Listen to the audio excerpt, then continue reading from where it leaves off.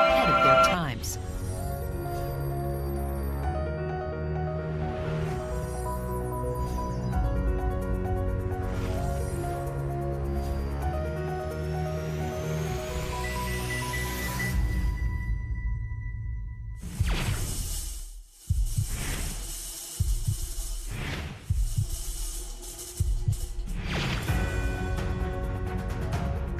Learning from the past, we build the present. The fastest learning network of science technology parks, startup centers, and smart city centers.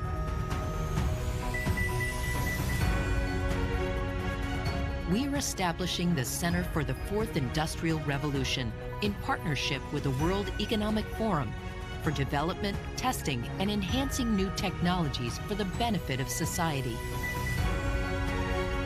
Today, we are ready to go beyond and embrace the potential of biotechnology by gathering academia, businesses, and research and development centers in Bio4 campus.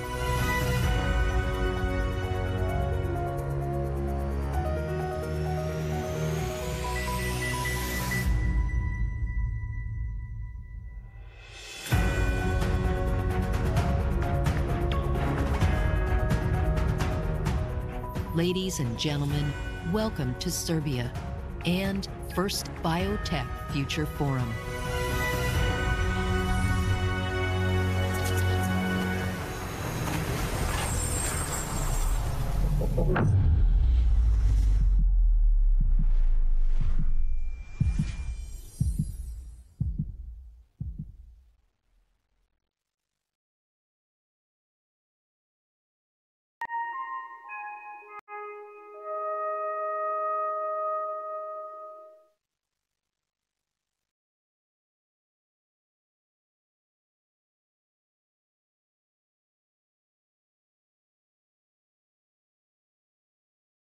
Wow, I must say that.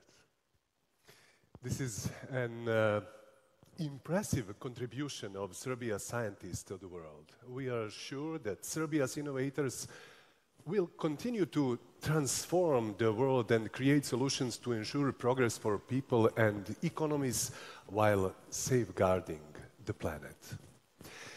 Good morning, ladies and gentlemen, Your Excellencies, distinguished guests and friends from Serbia, the region, wider Europe, and the world. I'm honored to guide you today through the program of this highly important and timely conference on biotechnology for the first time organized in Serbia. We hope that this conference, Biotech Future Forum, will help strengthen cooperation between you, our dear guests, who will help strengthen cooperation and represent forward-thinking businesses, governments, and academia. Only together we can share knowledge and practices in this field and better shape the development and numerous applications of biotechnology, including in medicine and healthcare, environmental protection, and food production.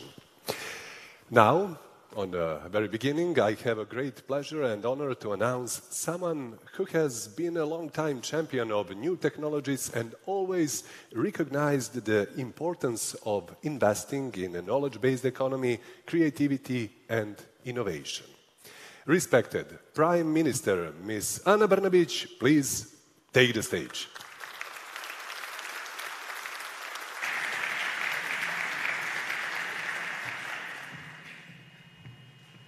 Hvala vam mnogo.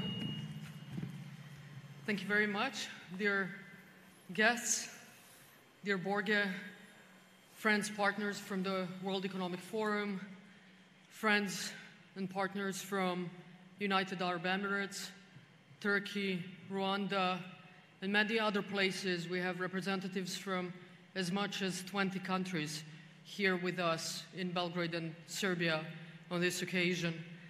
They're partners from UNDP, members of my own team who were behind this, as well as our effort to work with the World Economic Forum to establish one of their centers, the Center for Fourth Industrial Revolution of the World Economic Forum here in Belgrade.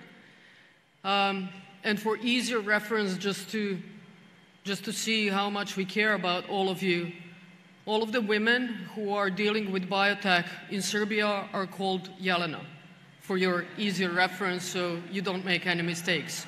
So both of you.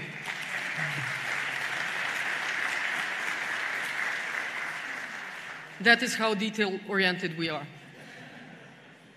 I would like to welcome you again to Serbia and thank you for being here with us today for what I hope is the beginning of a very long and fruitful journey for us to be established and recognized as one of the biotech, biomedicine, and bioinformatics center of excellence in Europe.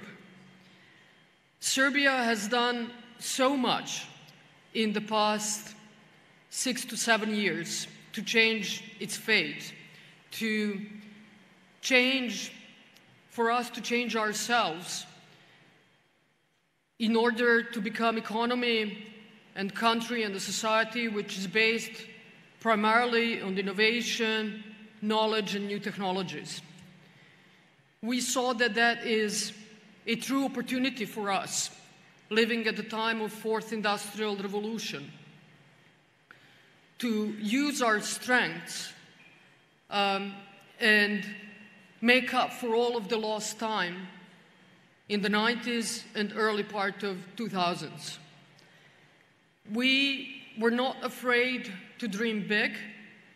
We introduced many changes, from introducing coding and programming as mandatory subjects in our primary schools, to introducing a completely new, brand new subject, digital world, in primary schools, introducing the basis of AI in our primary schools, increasing the number of specialized IT classes in our secondary schools, and increasing the capacity of our tech faculties to enroll and educate more students. We have built in the past 6 years as much as 4 science and technology parks across Serbia. One is here in Belgrade, one is up north in Novi Sad, one is in western central Serbia, Čačak, and one is in southern Serbia, Niš. And we have also built a whole network of business incubators and startup centers across Serbia. We have introduced significant tax incentives for the companies and investors that want to come and invest in research and development here in Serbia and create intellectual property in Serbia. We have introduced special tax incentives for companies that are employing our people from abroad, our people from diaspora, and bringing them back to Serbia to create added value. We have introduced special tax incentives for foreigners to come and work in Serbia. And we have really tried very, very hard to establish an ecosystem which would enable a fast growth and changes to our economy. Last year, we have established a brand new institute for AI. We were only the 26th country in the world and first country in this part of Europe to adopt the strategy on AI.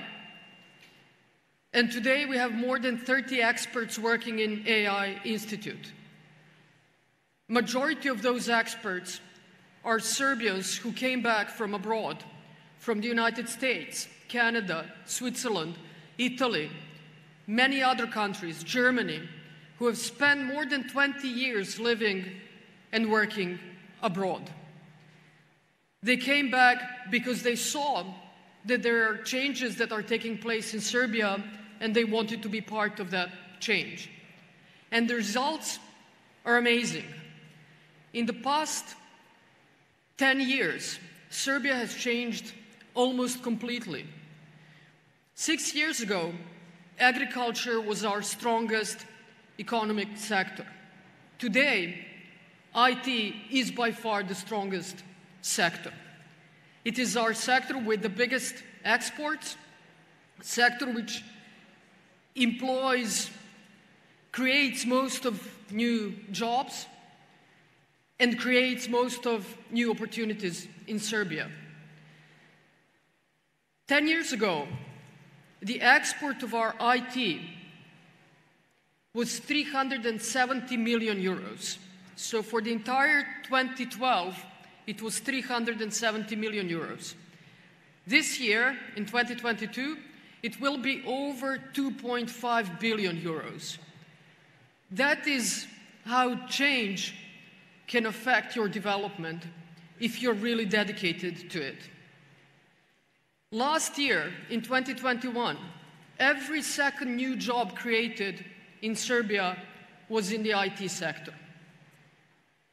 We have strong institutes, such as, for example, Biosense Institute, and some of you will go to Novi Sad and visit Biosense Institute, which has been established as the European Center of Excellence in Digital Agriculture. The logical next step for us is biotechnology, which is why the next government, and the new government will soon be formed, I'm hoping by the end of next week. The new government, the key focus of the new government will be biotechnology, biomedicine, bioinformatics, and biodiversity. We will invest more than 200 million euros into something that we call Bio4 Campus, and later in the day you will have a chance to see our Bio4 Campus. The campus that will encompass our faculties, research institutes, science and technology park, AI institute, and a place for private sector to grow, develop, and innovate here in Serbia. I said yesterday, I will repeat it today. Our motto was somewhat easy and simple. For those of you who saw this American film, The Field of Dreams, if you build it, they will come. That is what we were driven by when we started building science and technology parks in Serbia, and today all of them are full, and we are already building new buildings to expand our science and technology parks. That is why we introduced changes in our education. Now, biotech is the logical next step. Some even call it the fifth industrial revolution. I can't say that in front of Borge Brende, the president of the World Economic Forum, because Klaus Schwab of the World Economic Forum actually came up with this fourth industrial revolution, so we can't claim to say that this is exactly the fifth industrial revolution, but the changes that it will bring to medicine, humankind, to population, the technology, the climate change, diversity, and all of that will have similar impact. And we want to be part of that. We know we can do it. We know and believe in the capacities of our people here in Serbia, our universities and our research institutes, and we wanted you to be part of that from the very beginning, hence today's conference. I would, at the end, like to thank you again for being here, and I hope that some of you will, after this conference, be interested in relocating to Serbia, or perhaps thinking about opening a research and development center in Serbia, as so many companies are doing nowadays. But certainly, I would like to ask you to think about becoming the part of our Bio4 campus, because I truly believe this is going to be the future of biotechnology for this part of Europe, and we want to do it together. Thank you very much, and I hope to see you next year in the second International Biotech Conference organized by the World Economic Forum and the government of Serbia when we would celebrate our new successes together. Thank you very much and welcome.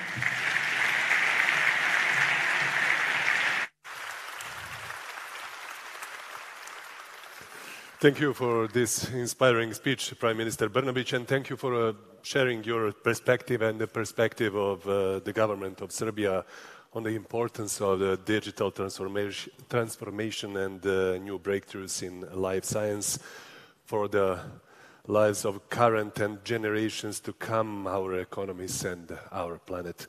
The government of Serbia has made great strides in digitalization of the economy and society in the past 5 years. A vision complemented with strategic thinking and political will already created an enabling environment for innovation. We are confident that biotechnology will be the new frontier to open immense new opportunities for development.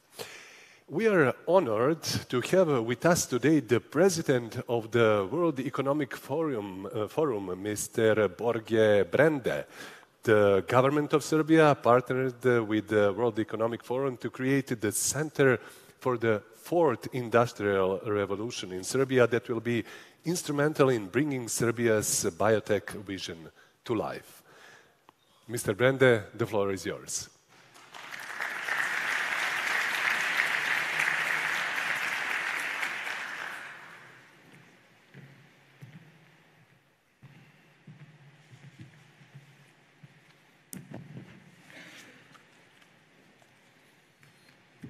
Dear Prime Minister, ministers, ladies and gentlemen, I'm really delighted to be here today, and my real sincere gratitude to Prime Minister Ana Brnabić for inviting me to this important biotech forum.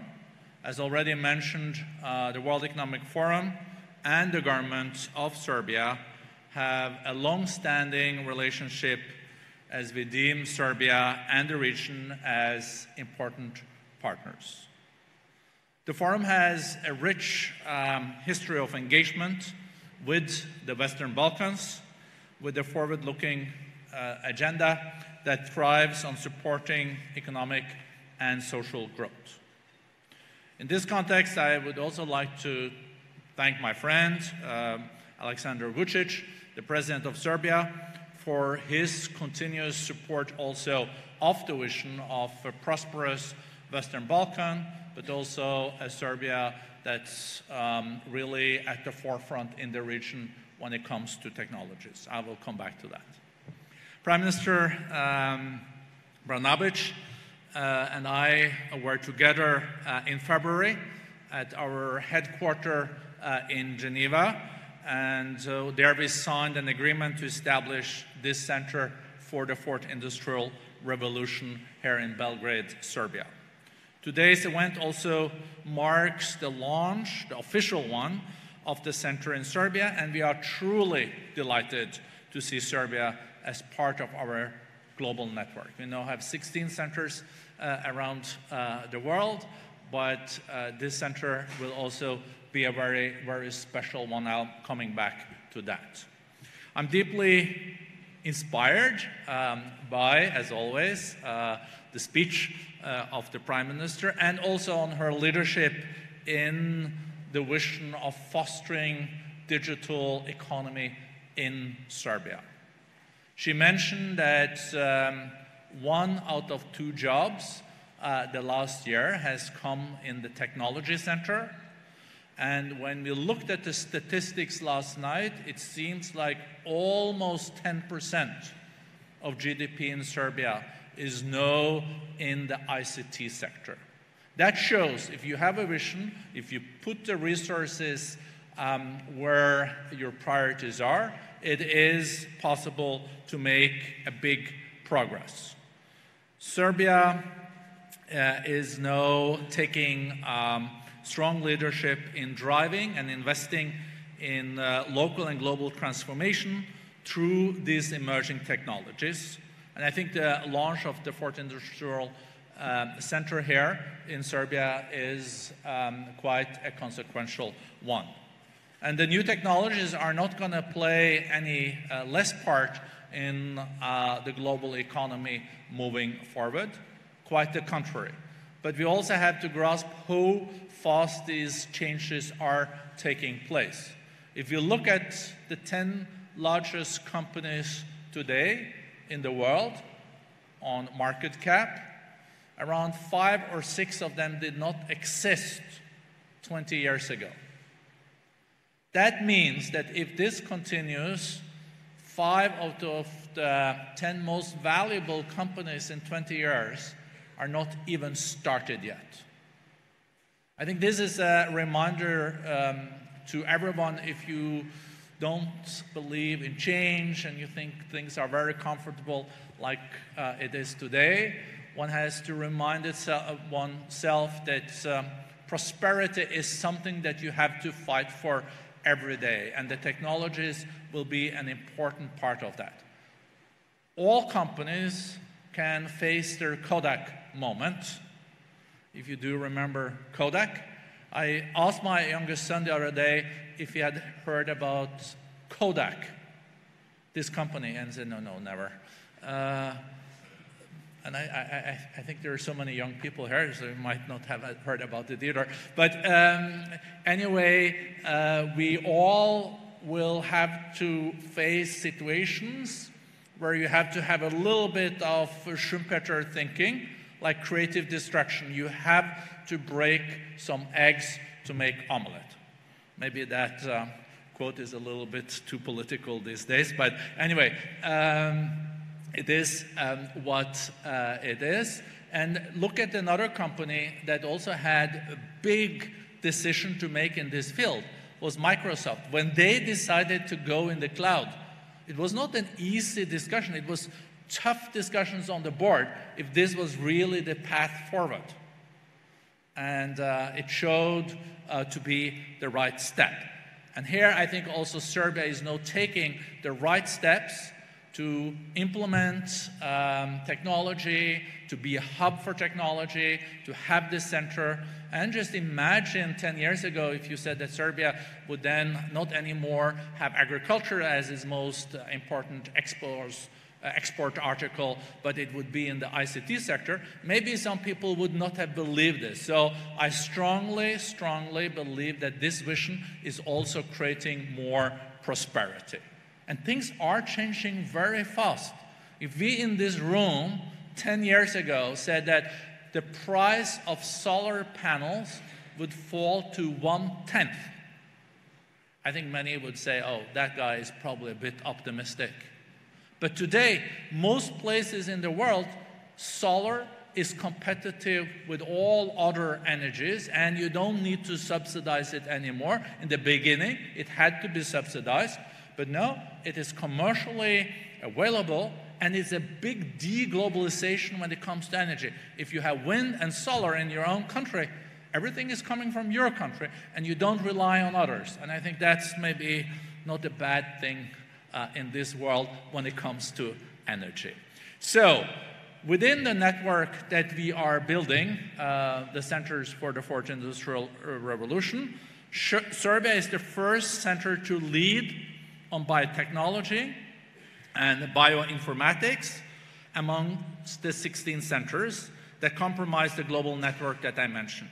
As such, the center plays a crucial role in not only building out Serbia's biotech ecosystem, but leading across the global network on policies, programs, and systems required to cultivate responsible biotechnology advancements and opportunities. The advancement of such work we'll already see across panels and discussions today. I looked at the program. I'm impressed also by all the knowledge in this room. So that's why I'm smart enough to not elaborate any further on the importance of the biotechnology. I stick to the areas that I know by heart, but I do know that what we're going to see in the biotechnology area, bioengineering area, is the same kind of revolutions that we saw when it came to chemicals after the Second World War. We have only seen the tip of the iceberg. So congratulations on the formal inauguration of the Center for the Fourth Industrial Revolution, and thank you also to the minister from UAE that is here, where we also have another center in Dubai. Also thank you to the Turkish representative, where we also have a Center for the Fourth Industrial Revolution in Turkey. Great to see you all, and not at least, big thanks to the Prime Minister and her visionary leadership. Thank you very much.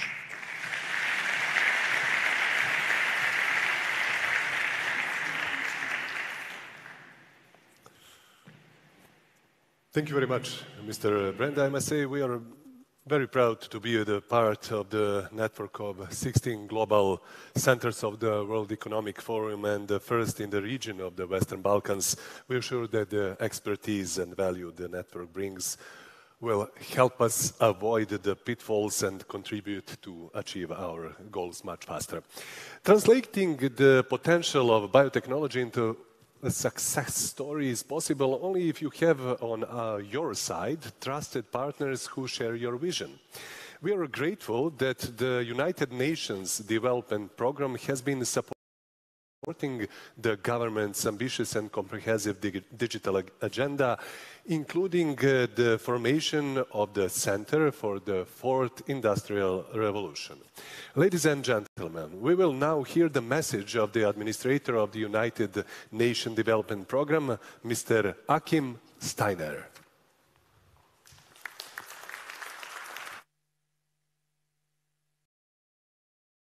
Prime Minister of Serbia, Ana Brnabić, President of the World Economic Forum, my dear friend and colleague Borge Brende, Excellencies, ladies and gentlemen. It is a privilege to join the Biotech Future Forum. It takes place in the fitting location of Serbia, which is fast becoming a global technology hub.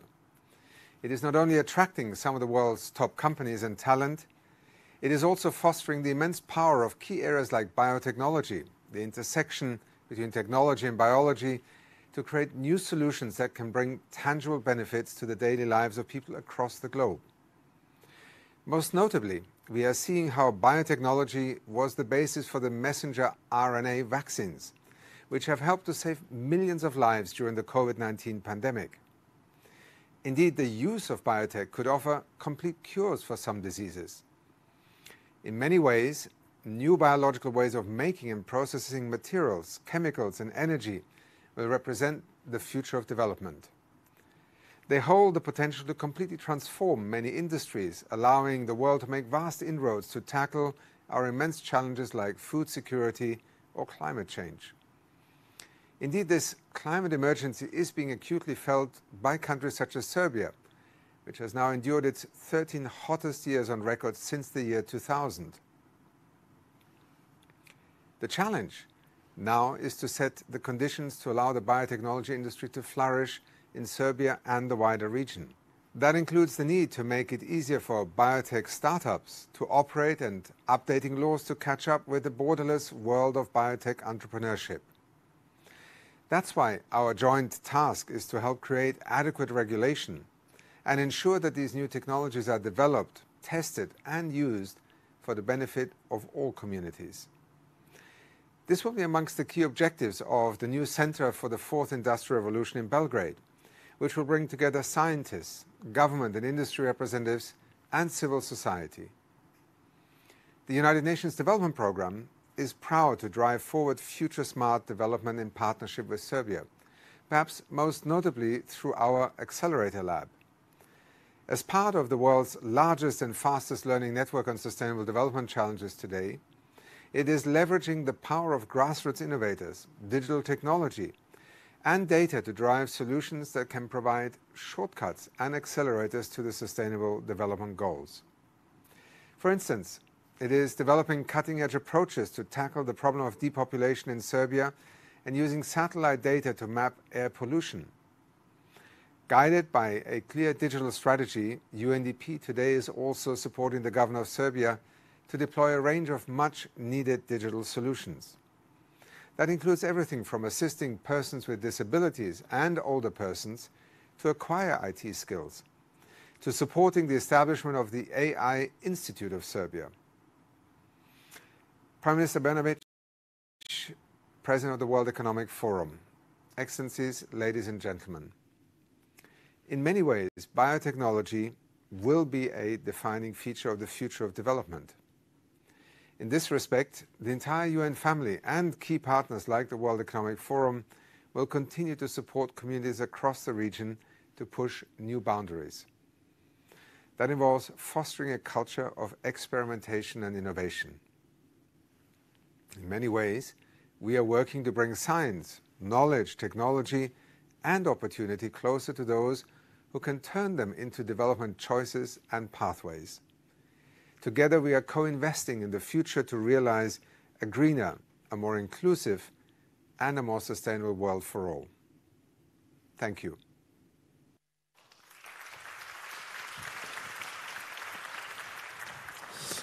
Thanks a lot to Mr. Steiner for this video message and UNDP's support. Biotechnology indeed has tremendous potential to help us achieve multiple sustainable development goals. Also, I'd like to thank Mr. Brende and Ms. Brnabić for contribution to the conference. They have to leave now, so let's give them one more time a warm applause, please.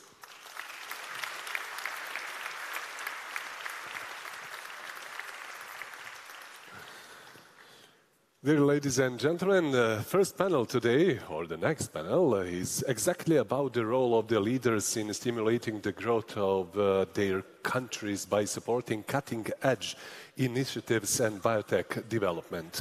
We will hear their representatives and experiences, which will help us shape the field's agenda for the coming years. I would like to invite our moderator, Ms. Marta Arsovska-Tomovska, advisor to the Prime Minister of Serbia, to join me on the floor, along with our distinguished panelists. Please take your seat, Ms. Arsovska. First panelist is Mr. Branko Ružić, First Deputy Prime Minister and Minister of Education, Science and Technological Development of Serbia. Please join us. Thank you. Yes. Please applause. Mr. Yves Iradukunda, Permanent Secretary at the Ministry of ICT and Innovation, Rwanda.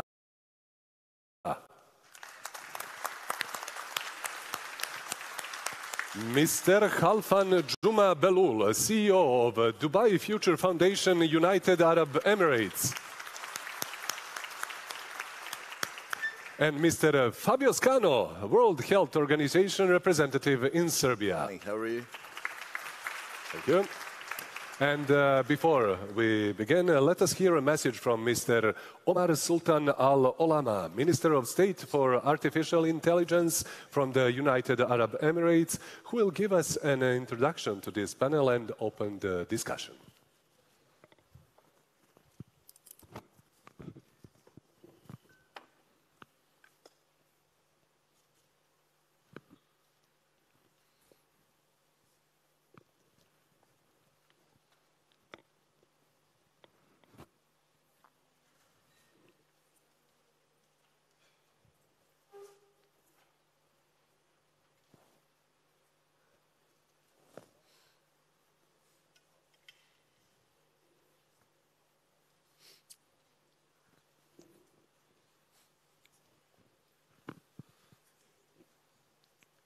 Your Excellencies, ladies and gentlemen, it is an absolute honor and privilege being with all of you here today, and I am happy to accept the gracious invitation of the Republic of Serbia and the World Economic Forum to address you all in this very important forum, the Biotech Future Forum, focused on creating a positive future that ushers in positive change by leveraging the best practices and uses of biotechnology from around the world.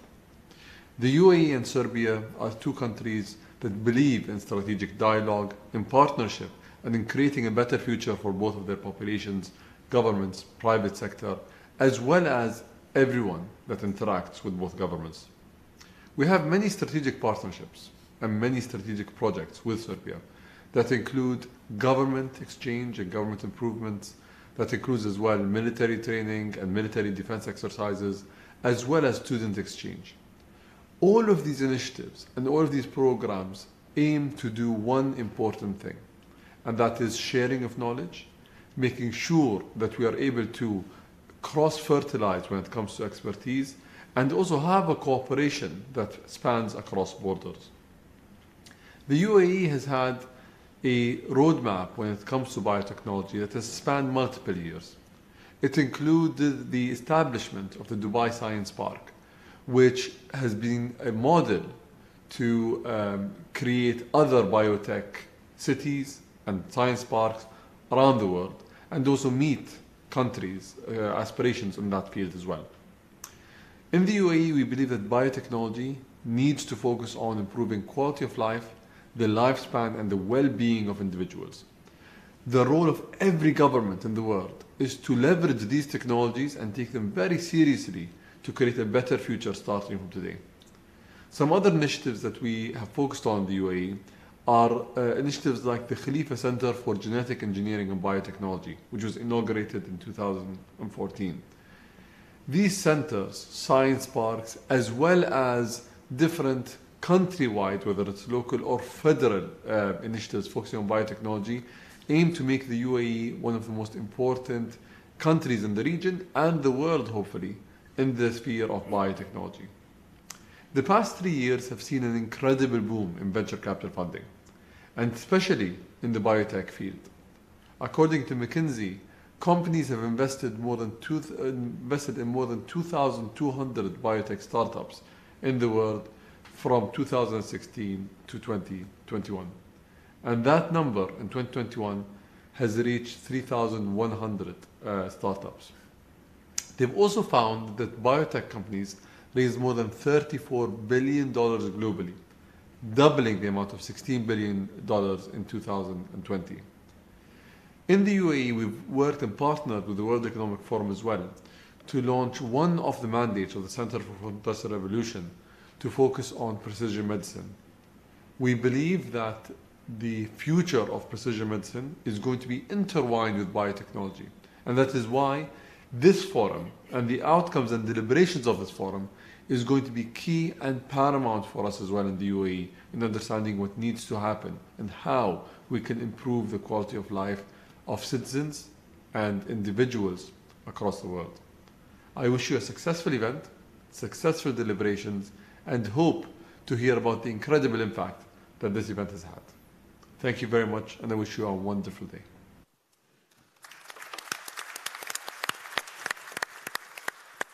So, good morning, ladies and gentlemen.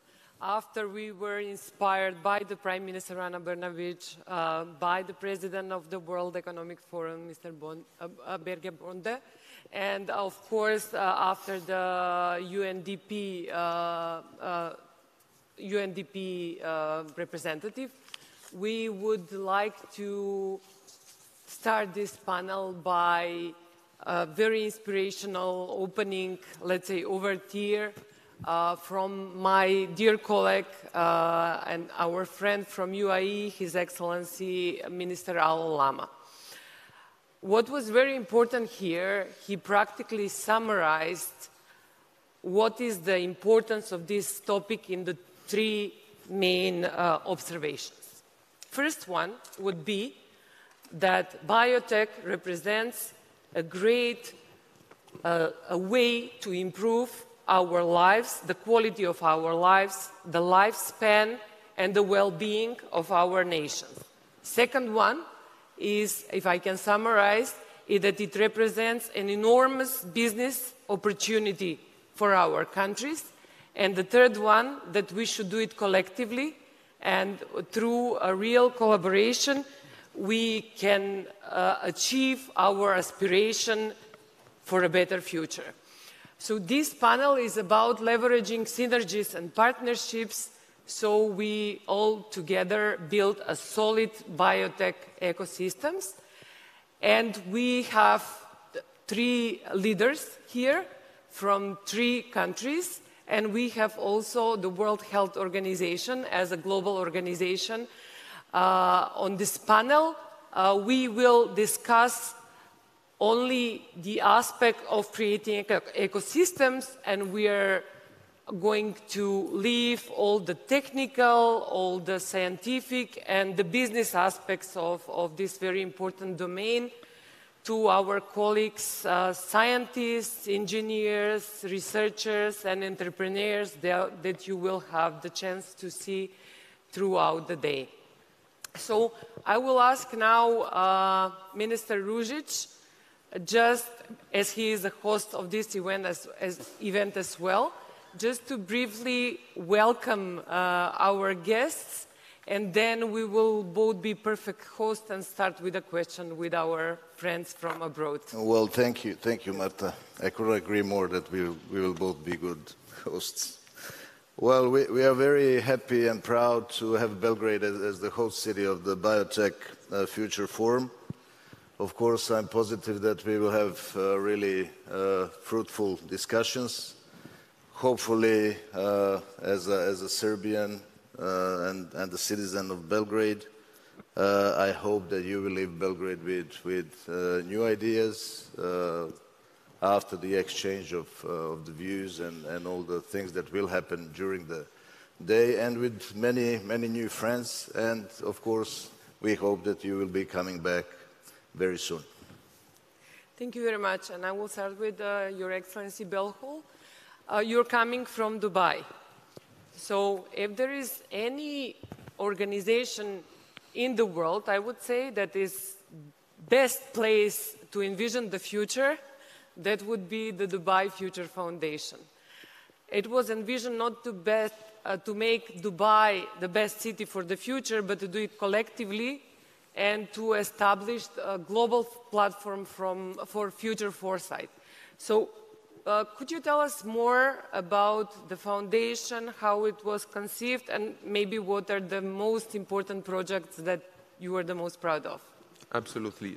First of all, thank you, Marta. But if you allow me, first of all, Prime Minister Brnabić and our dear friend, President of the World Economic Forum, Borge Brende, Your Excellencies, dear friends, we're honored and thank you so much for having us here in this amazing event. And before I start talking about the Dubai Future Foundation, I'd like to appreciate the efforts that have been happening here, led by the Prime Minister, and the quantum shift in the economy contributors that has happened upon this leadership.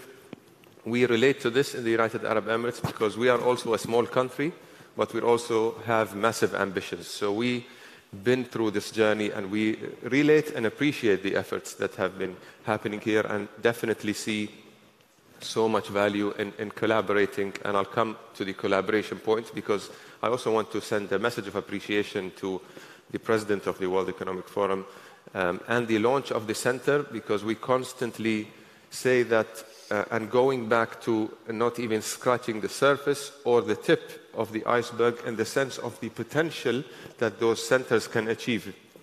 Yes, these centers are focusing on specific reports and efforts, but we also had a discussion, Marta, yesterday over dinner with the Prime Minister and the dear guest, that the dialogues should be cross-border, they should be cross-linked, and they should not only be driven by the reports that impact one country. And that's why I say that the Center of Fourth Industrial Revolution can be a significant tool going forward if we were really to align as a globe, not as dedicated centers, and we can really leverage on that tool to ensure there's global harmonization when it comes to any challenges or any solutions we want to achieve, which are all global. Now, going back to your point, Marta, the Dubai Future Foundation is a simple example of how the country thinks. His Highness Sheikh Mohammed bin Rashid Al Maktoum, Vice President of the UAE, ruler of Dubai, he wanted to institutionalize the future foresight thinking. And it really happened in a convening in the United Arab Emirates. For those of you who know it, President Borge definitely knows it, the World Government Summit, which is, to the words of Professor Klaus Schwab, is a little brother to the World Economic Forum. And in that convening, there were so many future relevant dialogues happening around 6 years ago. And there was a small immersive experience talking about the future challenges. And when I say small, it's probably a quarter the size of this room. And the delegates of that event, out of which ministers, CEOs, prime ministers were there, and His Highness only saw the level of discussion on the future relevant matters and the solutions that need to be made. So the message was, we need to institutionalize the foresight thinking. We need to think of a way how we can really plan for the future in a better way for humanity as a whole. So he announced the formation of an entity to focus and do that. And that's the beauty of our leaders. They come up with a seed of a vision, and then we have to figure out how it works. And we were delegated the responsibility to come up with a plan. But the summary is we are a think tank that works for a better future for everyone, starting from Dubai, and we are also a lab that tests new ideas, agnostically across all sectors. And when you do that, it means that you need to really collaborate and work with every sector and every region, because the pain points are global, the cross-border situations are global, the data protection rights and the data challenges are global. The metaverse is definitely global and virtual, and how can we really figure that out? So I think the center can be a tool, and the Dubai Future Foundation is a mechanism in Dubai to think on how to do that and execute strategies on an agnostic basis. Thank you very much. I'll come to Mr. Iradukunda, coming from Rwanda, which is one of the most developed African economies in the sense on innovation. And it's also the center for the fourth industrial, the home to one of the centers of the fourth industrial revolution. I would like to ask you, why is the topic of innovation important for Rwandan government, and especially why the biotech innovation? Thank you very much. And first of all, I wanted to express our gratitude for including us in this very important conversation that is, I believe, very timely. And we already inspired by the remarks by the Prime Minister and the vision that Serbia has to really lead the forefront of biotech transformation. So as Rwanda, as a country, we are really on the similar pathway in terms of embracing technology and digital transformation in everything that we do. And this conversation becomes even more important as we recover from the COVID-19, which has highlighted different gaps when it comes to creating our homegrown solutions to challenges such as the pandemic and others that we can anticipate. So when we look at biotech as a topic, both from a perspective of healthcare and agriculture, there are several opportunities that we have to create our own solution. When you think about healthcare, for instance, we know Rwanda sits right at the heart of the tropics, and we deal with some of the neglected tropical diseases that lack enough research, deep research, to really understand how do we deal with these diseases. And this could be as well the source for the next pandemic. So it's very important that we are investing in the right research, innovation, but also particularly focusing on the realities of the region. When you look at agriculture also, Rwanda, I was pleased to see similarities with Serbia. We are nicknamed the land of 1,000 hills. And also we happen to be the densest country on the mainland Africa. What does that mean for agriculture? One, it's really hard to achieve extensive farming. And yet we have majority of the population practice agriculture to date. And so we need innovative approaches towards agriculture because we cannot have an extensive farming. And so the innovations around biotechnology will have significant impact on how we respond to the healthcare challenges, but also achieving resilience when it comes to food production. And lastly, it's on climate responsiveness. And I think as a dense population, we need to deal with challenges like transport and other issues to respond to the needs of the environment. So I think really pleased to be here. And I think, Your Excellency, you pointed out the fact that this is an ecosystem. And through our Center for the Fourth Industrial Revolution, we're already seeing a lot of opportunities to collaborate with Serbia, as well as other centers that are already established. So we are very pleased to be a part of this landmark conversation. Thank you very much for that. And Minister Ružić, we have heard to Prime Minister Ana Brnabić's vision to leverage on the biotech to build an even stronger knowledge-based nation. But what do you think? Are we ready for that ambitious plan? Do we have capacities for that? Well, when you hear from the Prime Minister, then you have to be ambitious, and the plan has to be realistic. Well, of course, the government of the Republic of Serbia and the Ministry of Education, Science and Technological Development have already made some significant steps towards the reform of science and research system aimed at improving the relevance and excellence for the economic development. And the milestones are, of course, the legal framework, because we had to change some laws, and we had a law on science and research that was adopted in 2019, law on science fund in December 2018, and these were the key steps for the reform of the system of organization and financing of science, ensuring the conditions for a continuous development that will be economic-wise sufficient for Serbia.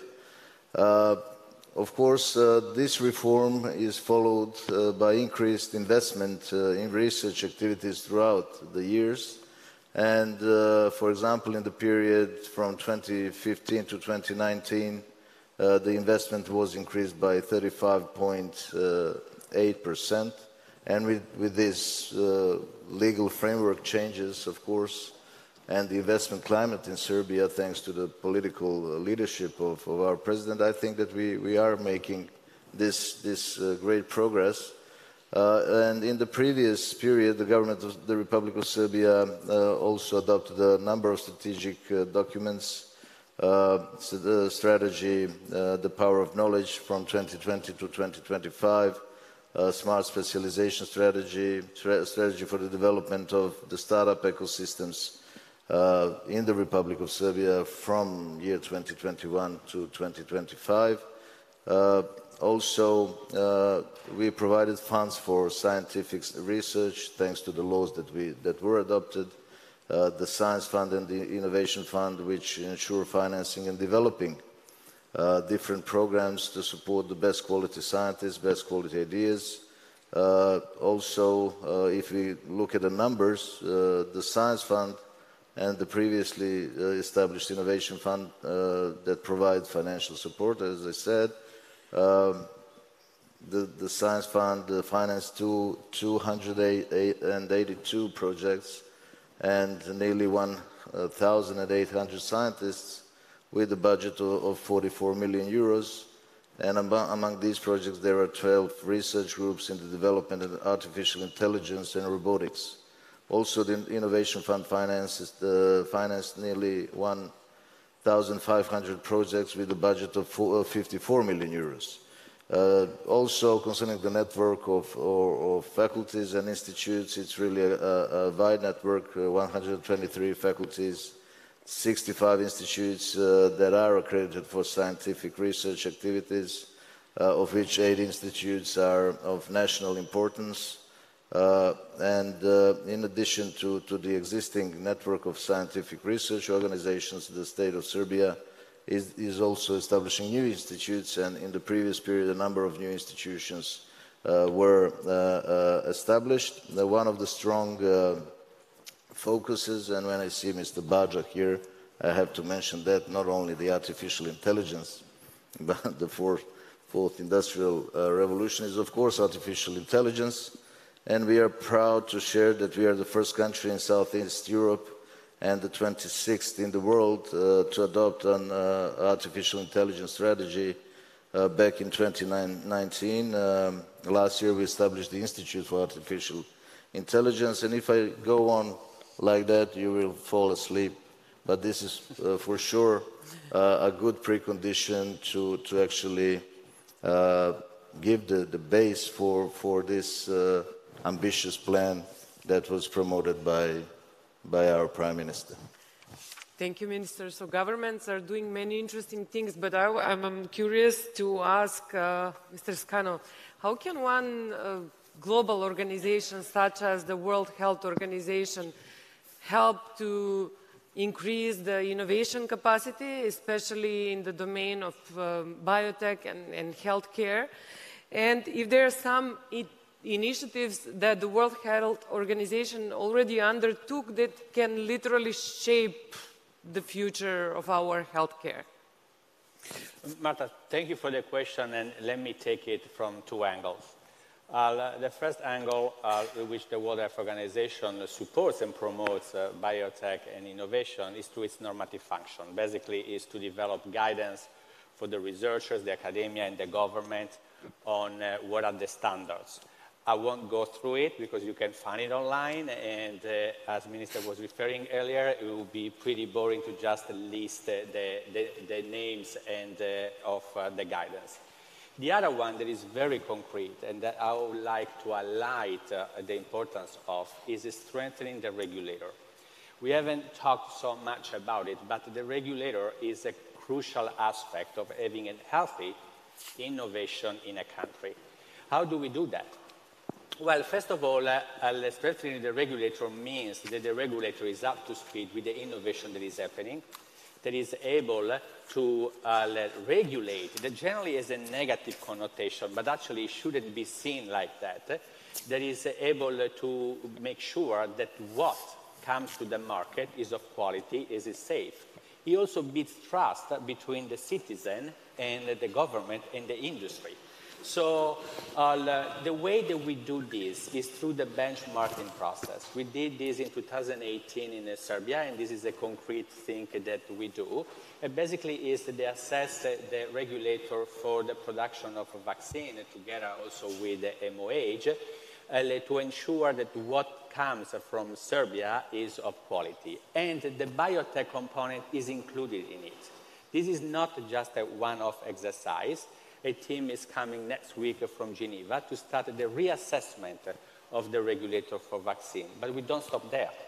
We're also starting an engagement with Serbia to do the benchmarking for medicine, for blood and blood products. And as part of this benchmarking, all the aspects of innovation are there.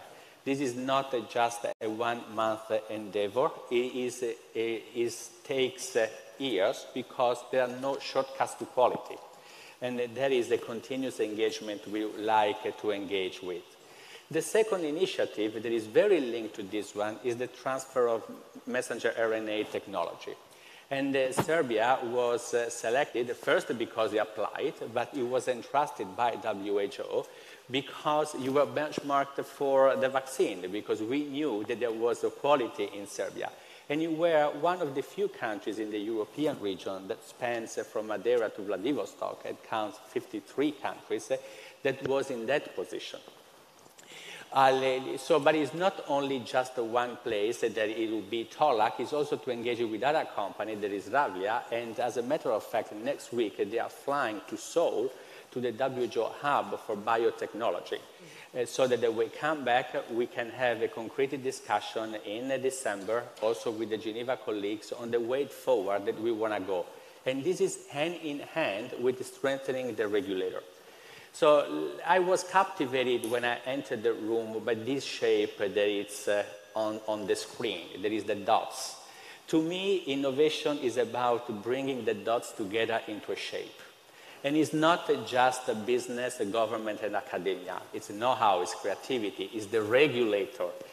That shape has to be strong.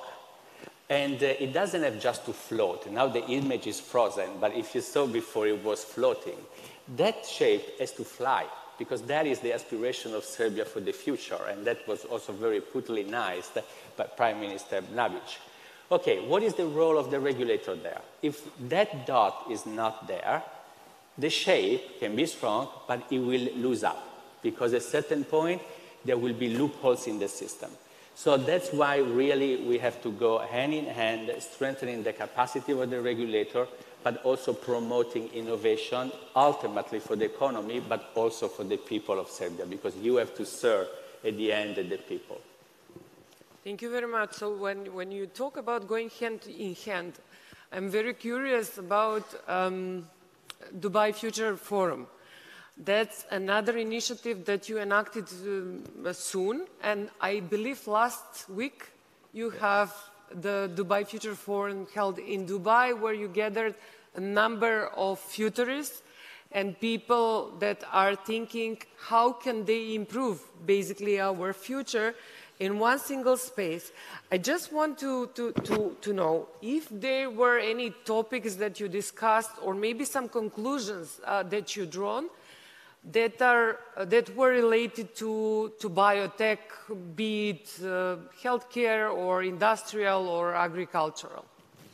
Yeah, I mean, first of all, yes, and please allow me, first of all, Marta, to thank you. I apologize, I didn't thank you in my opening remarks, but you are the catalyst of the relationship, so we really appreciate your effort and what you have done to bridge the relationship, so thank you for that. The Dubai Future Forum for us is our annual convening simply of like-minded people when we think about the future. I think we all agree that the future needs us all to collaborate on every front. So for us, this convening will only get bigger and bigger every year. This was the inaugural event. We had more than 400 futurists from all over the world. And the idea, to your point, Marta, is to come up with dialogues, discussions about how can we create a better future. And the dialogues, again, were very agnostic to all the usual suspects of challenges that we face globally, whether it be climate change, adaptation with the robotics and AI, cryptocurrency, biotech, the metaverse. And I think those, the biggest discussion or the biggest conclusion is, to your point, the advancement of technology is way too fast. We need agile governments. We need governments to really adapt the role of governments going forward. Governments should convert into enablers and platforms. The private sector has data that's more valuable than any government currently. How can we leverage on that relationship? How can we create this most agile mechanism of amending regulation in favor of innovation? Even though it sounds easier said than done, no matter how much we amend regulation, innovation just changes way too fast. And we know that, and we've came to a conclusion that this will always be happen, but at the same time, you need governments that listen and try to adapt and create mechanisms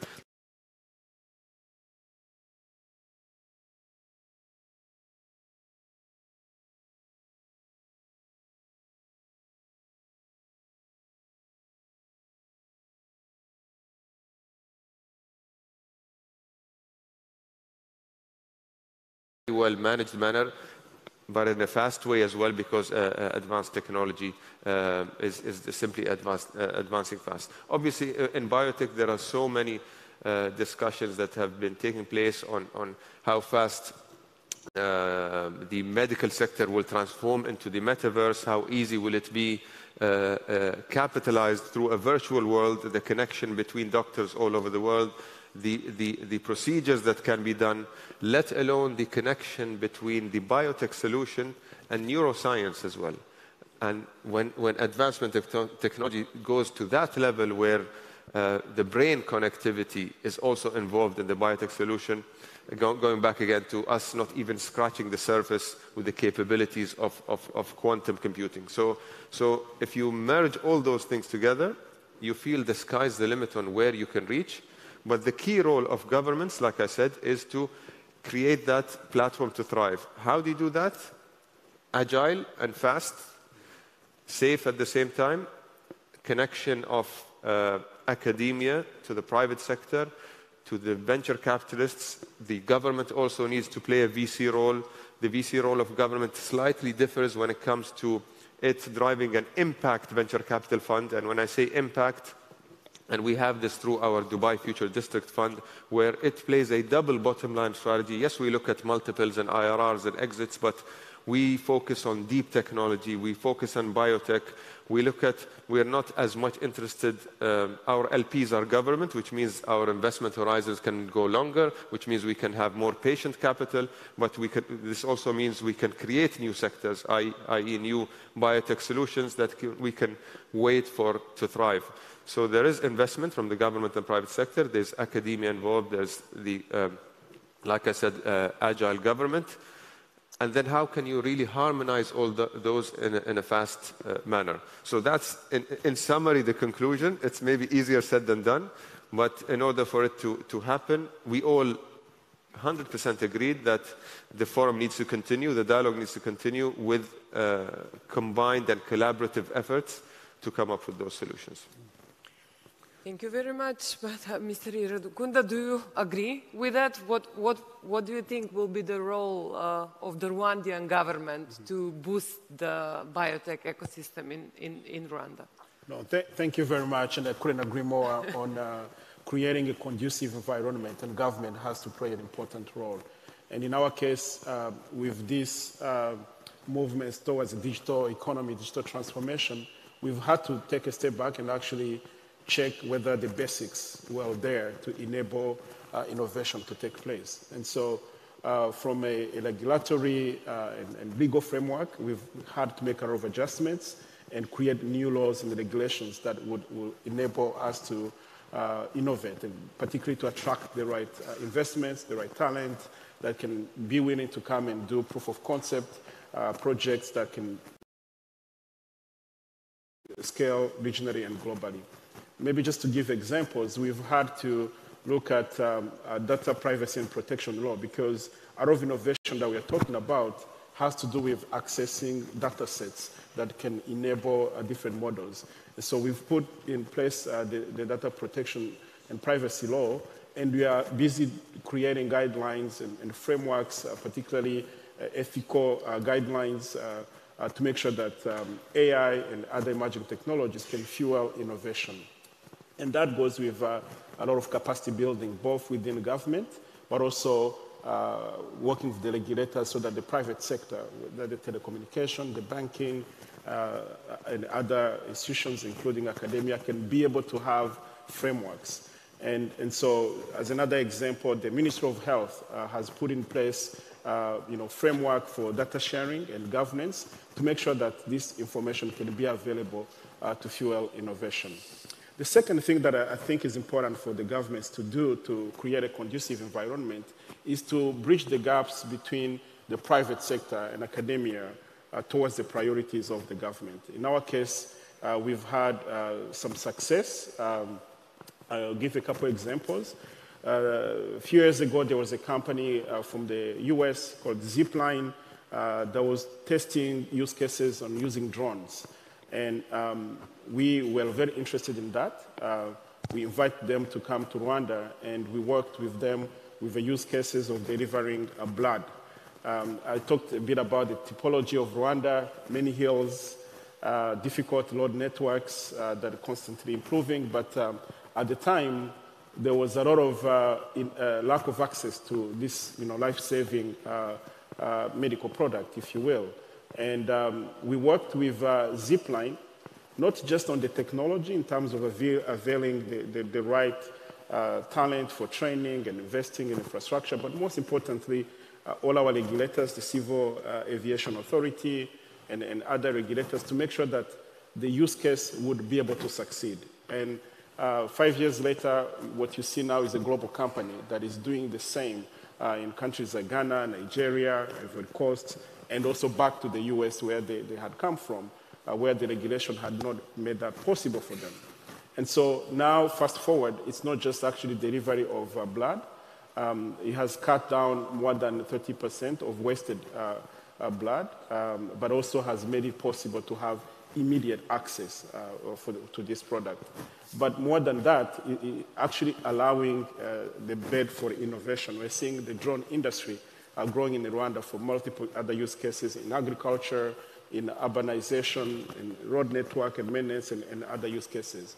So that's just an example of where, if government can be responsive and agile, to borrow your words, and towards innovation, this can be a possibility.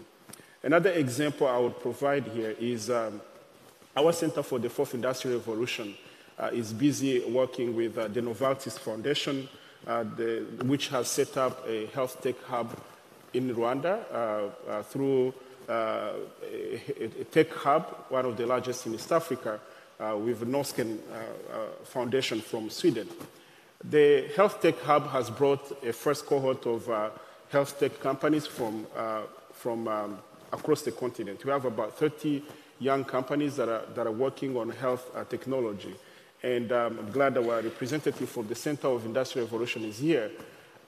Without the ability for the center to bridge between the legal framework, the regulatory challenges, these startups that are coming from all over the continent will not be able to engage with governments and access some of the data sets they need to design different innovations. And so our ministry works very closely with the center, and I'm glad you pointed out the need to really work within an ecosystem where we can access some of these cross-border data and challenges, because these innovations are not just solving problems in Rwanda. They're looking at the continent and wanting to scale globally. And so I really believe that governments have an important role to play, and I hope that we can learn a lot from the vision for Serbia, but also able to share some of what we are learning within our process. Could not agree more. So governments are really responsible to kind of build of that ecosystem, but the ecosystems, they work as puzzle. They're not complete if all parts are not there. So I would like to ask Minister Ružić, what is it in our ecosystem that we're doing to improve it and to enable the environment for the entrepreneurs, for the businesses, so the biotech industry can thrive? Well, of course, governments are there to actually solve the puzzle. That is their job. Well, of course, as I already mentioned, there are numerous strategies, action plans, programs, but we have to give them the substance, and the substance is the support that the domestic innovative and companies and startups already get and have here in Serbia. And of course, we are very well aware that all the systems are, of course, connected. So we did, as I mentioned, adopt the strategy on ecosystems until 2025. And as a result of that and the government's approach, Startup Genome recognized Belgrade and Novi Sad as the top 10 globally emerging ecosystems. So this synergy is, of course, functioning. And an increasing number of companies that are already in Serbia are moving their initial teams to Serbia. And while the startups from artificial intelligence and robotics up until now attracted up to 10 million euros of investments in the previous year, and over 30% of startups in Serbia use AI as their main technology, and we expect that in a few years this significant growth of these startups in Serbia will of course continue. MedTech, biotech, agri-tech are among the most promising domains regarding technological innovation in Serbia. Our Prime Minister mentioned that we have 4 science and technology parks. Now we started the practice of appointing the officers for technology transfer under each university in Serbia. And finally, the thing that is the most important, as our Prime Minister announced, the Bio4 campus is under preparation. It will bring together 5 faculties, 9 scientific institutes. It will be an extension of the Science and Technology Park for biotechnology startups and a business park for research and development departments of domestic and global pharmaceutical, medical and biotechnological companies in one place. And this is really a huge visionary project, and it will, of course, change the architecture of this ecosystem in Serbia, of our country. It will improve science and education, but also strengthen the economy, and it will be the center of Serbia's economic development in the not only years, but I'm sure the decades to come. And later today, if I'm not mistaken, our colleagues will present this fantastic project, so I could invite you all to to this presentation. It will be at 3:30, I think. Yes. 3:30. Thank you very much. So I have one final question for all of you. Today we talked a lot about the future, but if we are getting together on this same stage, let's say in 2032, 10 years from now, what would you be the most proud of for some of the achievement that is related to biotech and it's related to your national or maybe some global initiatives that we all undertook? Could you, Mr. Scano? Could you? Oh, for me? Yeah. I link it to something that I've not addressed earlier when you asked me what would be the biggest biotech innovation that will make a difference in the world. And I think that there is not one specific one, and I bring my experience from China, where I lived for 12 years, and where I've seen the impact of innovation on the life of the individuals. What I think is really important are the platforms that make a difference, and is to bring platforms to the country, and that's what we are doing with the messenger RNA. The scope might be limited because it's for vaccine, but if you have the environment that is the biocenter and the research, you can have application for cancer treatment. So it's not very much the one individual innovation that might, if you get a patent, might make the researcher rich or the government very well known. It's about creating the environment to exploit the platforms and to make the dots between the platforms. So if you ask me between now and 10 years, that it's a very long strategic view, 10 years from now, is that I hope that shape will fly and not just float. And to fly, you need a system that is really to make out of the dots something. And that something is the future of Serbia that we are happy to support as a WHO. Mr. Belhu? Same question? Maybe the same question. I was thinking, I don't know, we are too advanced in this metaverse thing. Yeah. You have done so many things around that, and the assembly, the first global metaverse assembly was held last week, I guess, in Dubai. So maybe, I don't know, I'm just thinking, some, let's say, application of metaverse, so we improve the biotech industry? Yes, absolutely. And I'll come to the metaverse component, but I totally agree with the comments. And I think in the years you've mentioned, we will definitely be far more advanced in biotech. We will surely be more, I think we'll be very mature in those 10 years when it comes to telemedicine specifically, because this is emerging significantly. I think we'll be relatively mature when it comes to robotics and procedures, which I think will be also relatively mature, even though telemedicine, I believe, will be pretty advanced by that time. Going back to cancer and Alzheimer's, I'll maybe steal a few quotes from experts from our future forum.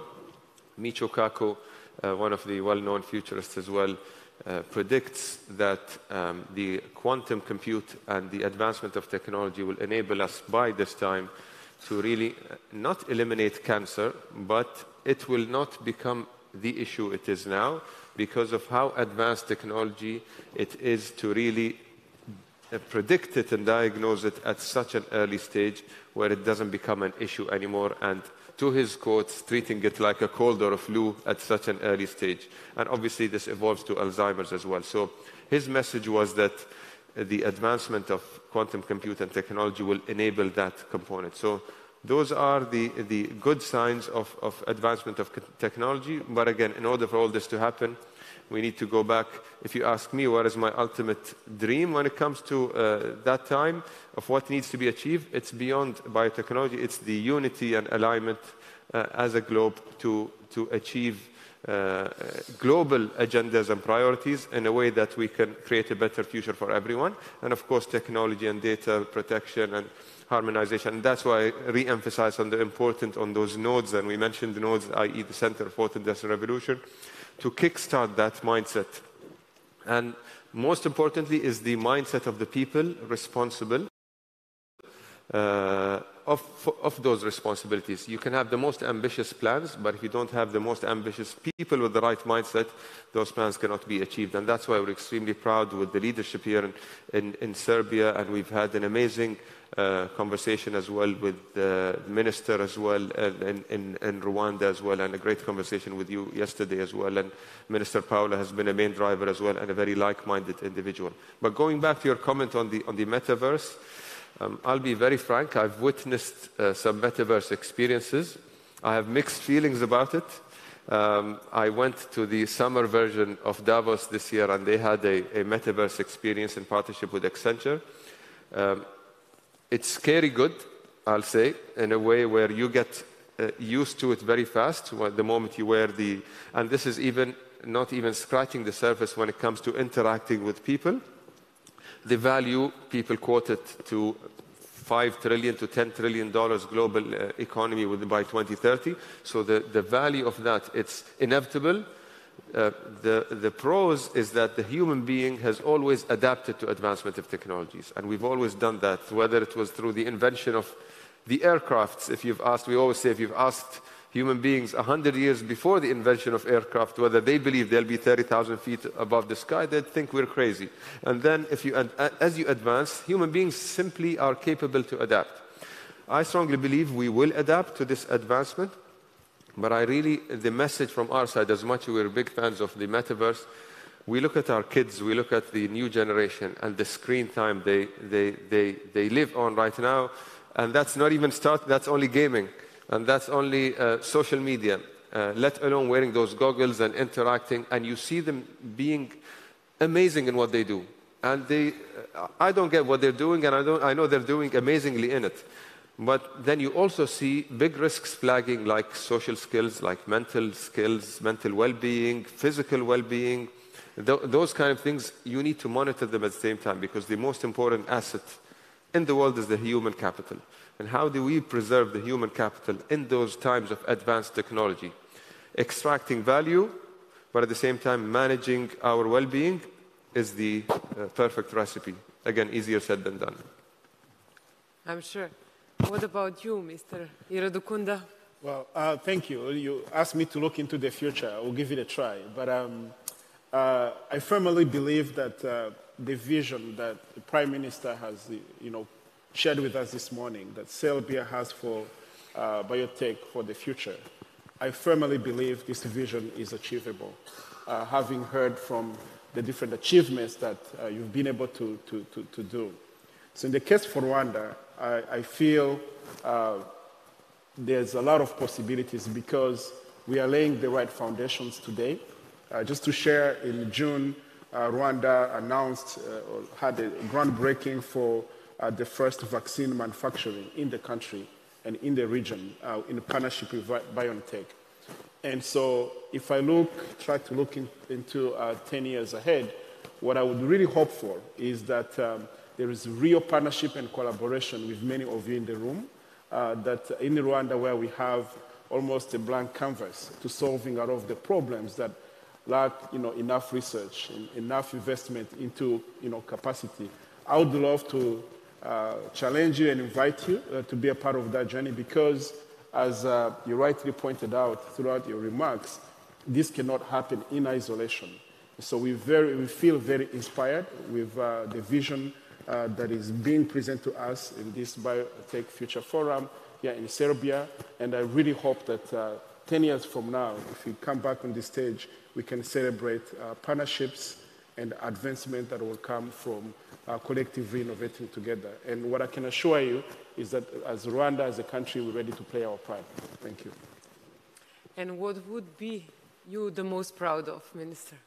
Well, probably all the measures that we are taking now, hopefully the conditions where our scientists are working, researching, gaining new results, new approaches. And also, I think that this Bio4 campus becoming the center for us, but also for the region and even globally speaking, would be a great reason for being proud. And we might look the future. Also, if we look to the past, we had very prominent scientists. We have already changed the world.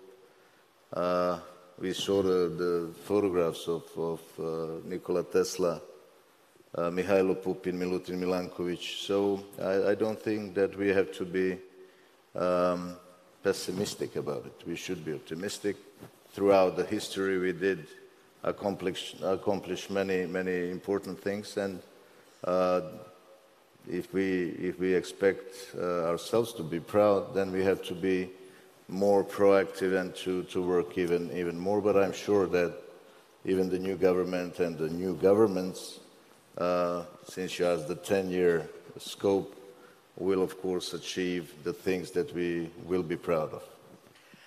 We need partners to achieve this vision, so thank you for being here for us, and we hope that an excellent collaboration will come out of this. Thank you very much. Thank you. Thank you.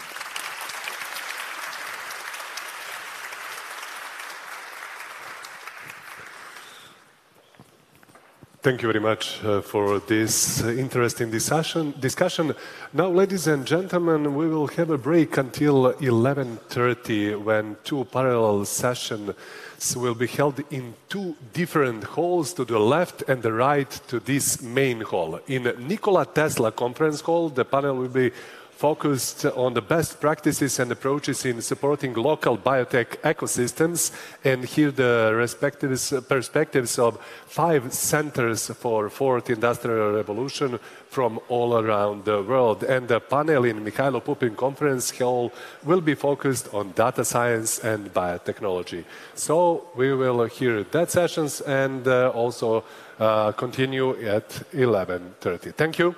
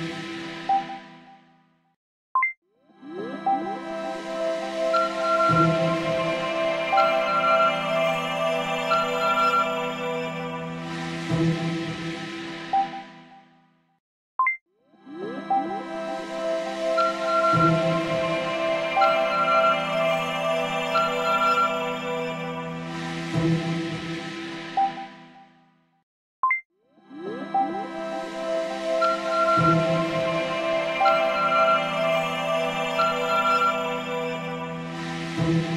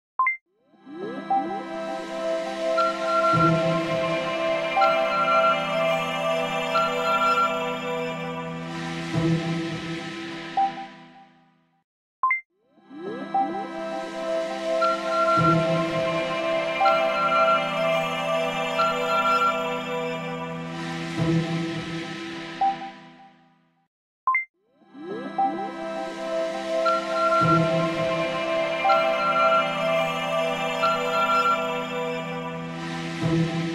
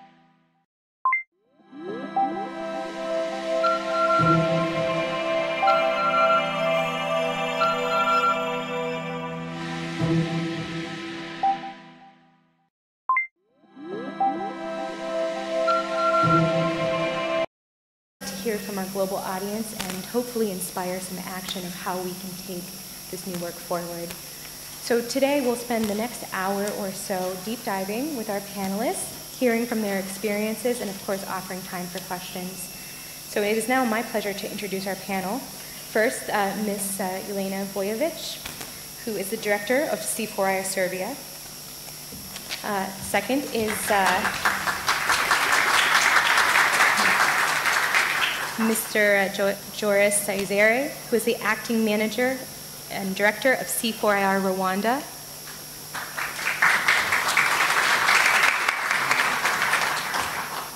Marcos de Souza, director of C4IR Brazil.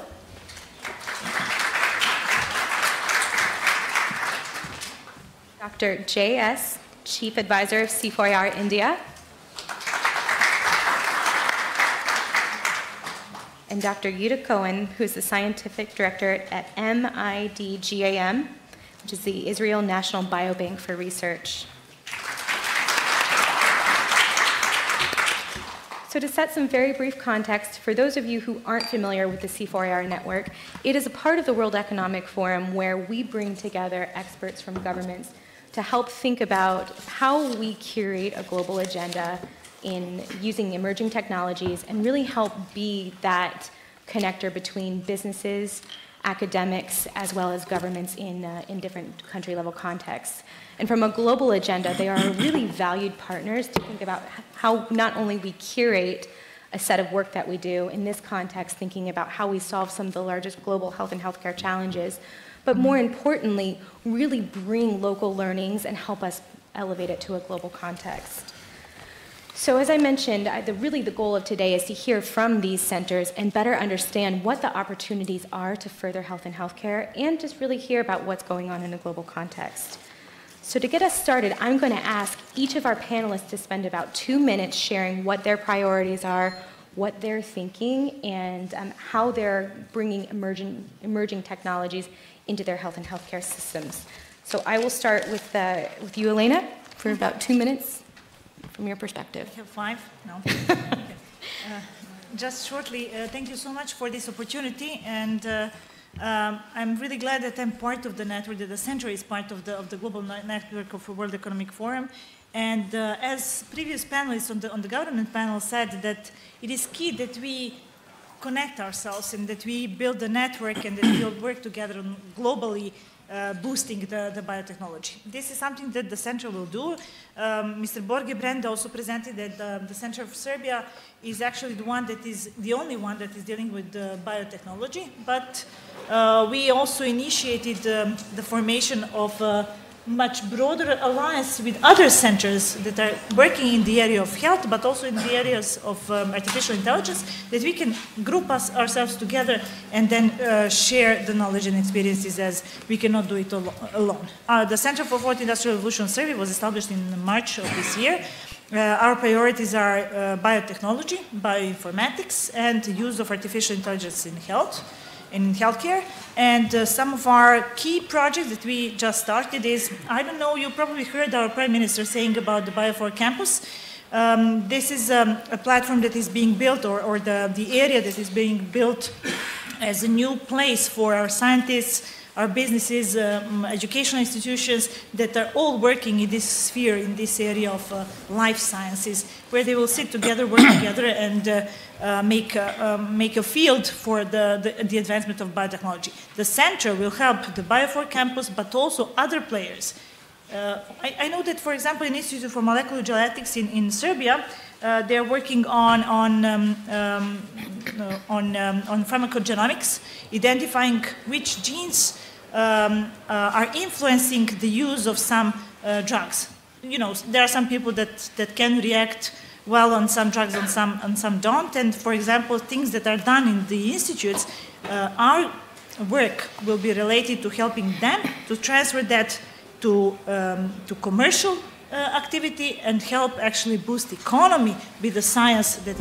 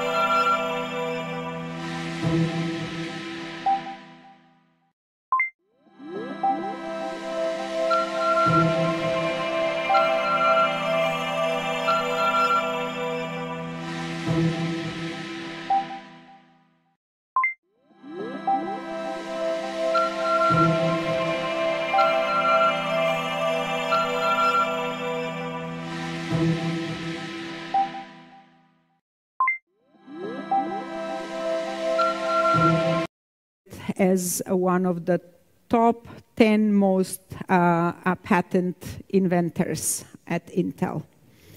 Then he returned to Turkey in 2014, and he started the work as the chief counselor of the Prime Ministry, and in the same year was appointed as the head of information technologies of the presidency.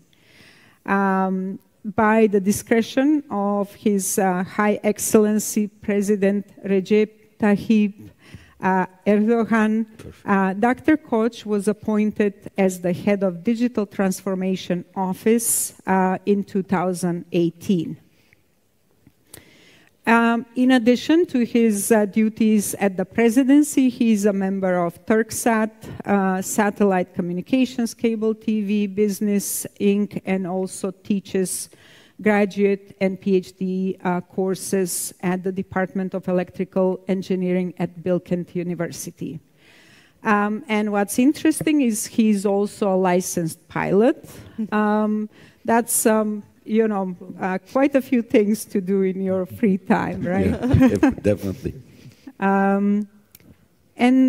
We were very honored to be joined today by Dr. Branka Rakic, who's actually leading a new AI Institute of Serbia.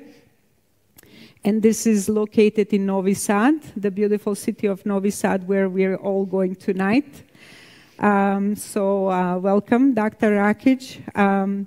She actually finished her PhD at Vienna University in molecular biology. So she traveled into this AI in medicine exactly from the opposite end where I started.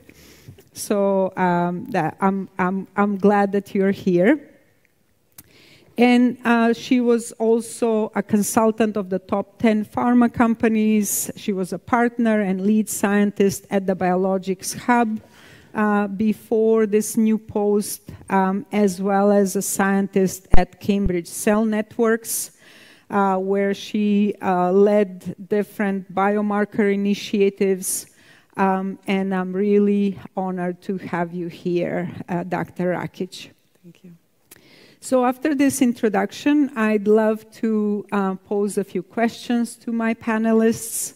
And first, I would like to start with the question of where and what are the most important technology trends in data science and engineering in order to create impact in biotech and medicine, and how to improve clinical outcomes and increase wellness and quality of life.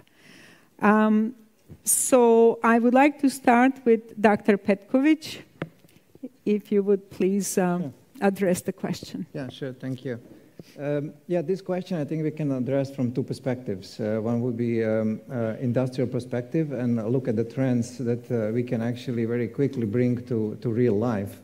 And you can look also from the perspective of research perspective, where you would say, hey, what are the important technologies that we should be working on so that we can, in the longer term, bring them to life. And I'll start with a more industrial view, because if you look at AI was invented like in 50s, last century. So, and it was a big promise. And then only in last 2 decades, or maybe even the last decade, it came to really situation that we can really apply it in industry and have wider adoption of the AI technology. So that's why I don't think we should repeat this mistake once more, and that's why I think we should really go step by step. And obviously, first that comes is data. What we've seen in the last decade is that data became the center point in each company, in each sector, including this sector. And that comes with all kinds of technologies around data. Starting from data analytics, you might say, okay, this is basic, but many companies are still actually not delivering on that. And then we invented data science, and I'm also a professor at faculty that actually has bachelor and master in data science, so that becomes like in the past computer science, very, very important. And going further and further, you can start thinking of like more, how can we bring more value with data? And in Philips, we always refer to this like creating insights from data. And not only any insights, but actionable insights. Insights that actually can bring value because someone can act on these insights and then create value by acting on these insights. And I can give you an example. So you have like a patient in ICU, and you collect all the measurements from the patient, obviously, heart rate, blood pressure, etc. And based on these measurements, you can create alarms. That's the situation that we have now. So if the heart rate goes up or blood pressure goes down or different type of combinations, you can say, okay, patient is not doing well. Is that enough for a nurse or a clinician in ICU? It's not, because he would like to understand what he needs to do to get this patient stable. Is it tachycardia, or is it tachycardia with hemoinstability, or is it something else? So you would like to provide him an insight that he can act on so that he can actually help the patient. A very important technology, insights, generation of insights nowadays. So if you go further towards more the technologies that are upcoming, I would love to mention digital twin, and not only digital twin for airplane engines, but also digital twin of a patient. So can we actually get to the level that we can really understand, how we function, and instead of only having our car bringing regularly for the check once a year, can we actually get to a situation that we understand what's going on with us so that we can proactively actually go on checks and then ensure that we can basically live good life. If you look at deep learning, I think this is also technology that changed basically very much AI field, and technology that brought actually us to this wider adoption of AI in industry with many different applications. And this technology is further developing, so I would expect much more to come in this area, including generative adversarial networks and creation of synthetic data and several other fields in this domain. So I would say these for me would be the most important technologies to look at and further develop, and then develop them in a way that we can actually bring them to practice in a meaningful way. Thank you. That's very, very insightful, especially about the digital twin. But we'll hold that topic and we'll ask something more later. So, Dr. Koch, would you also like to address the question? Sure. Thank you, Mr. Dimitrov and dear participants. First of all, I want to thank the government of the Republic of Serbia, and as well as the World Economic Forum and the UNDP for organizing this great event. I'm so happy to be here. And also, I congratulate my Serbian colleagues about officially launching their Center of Excellence, or Center for the Fourth Industrial Revolution. So it is I'm happy to witness this expansion of this global network. We are also a part of, Turkey is a part of this network as well. So expansion of this great network is also always beneficial for all the participants. So coming to your point is, you know, if you look at the biotechs, the core technologies that always we are talking about is chemistry, biology, and medicine. But right now with the data analytics, and also especially computing power. I worked long years at Intel, so I know how the computing power changed so drastically from making all the nodes smaller and smaller. So we definitely, maybe the enhancement about this artificial intelligence because of mostly the talent and the capacity of the computing power. We combine all of them and we call it data science. So currently, most probably, the biotech industry is going to be sitting on the data science instead of chemistry, biology, and medicine. So with artificial intelligence, machine learning, and data mining, we are just going to combine all this technology in the healthcare. But in order to do it and be successful to do it, we need to have a lean management.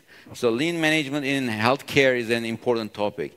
So because all these changes is going to be a drastic change. So you need to convince people about this change as well. So when you talk about the digital healthcare, there are like 5 steps we can talk about. First of all, we start with education, then prevention, then diagnostics, then treatment, then post-treatment.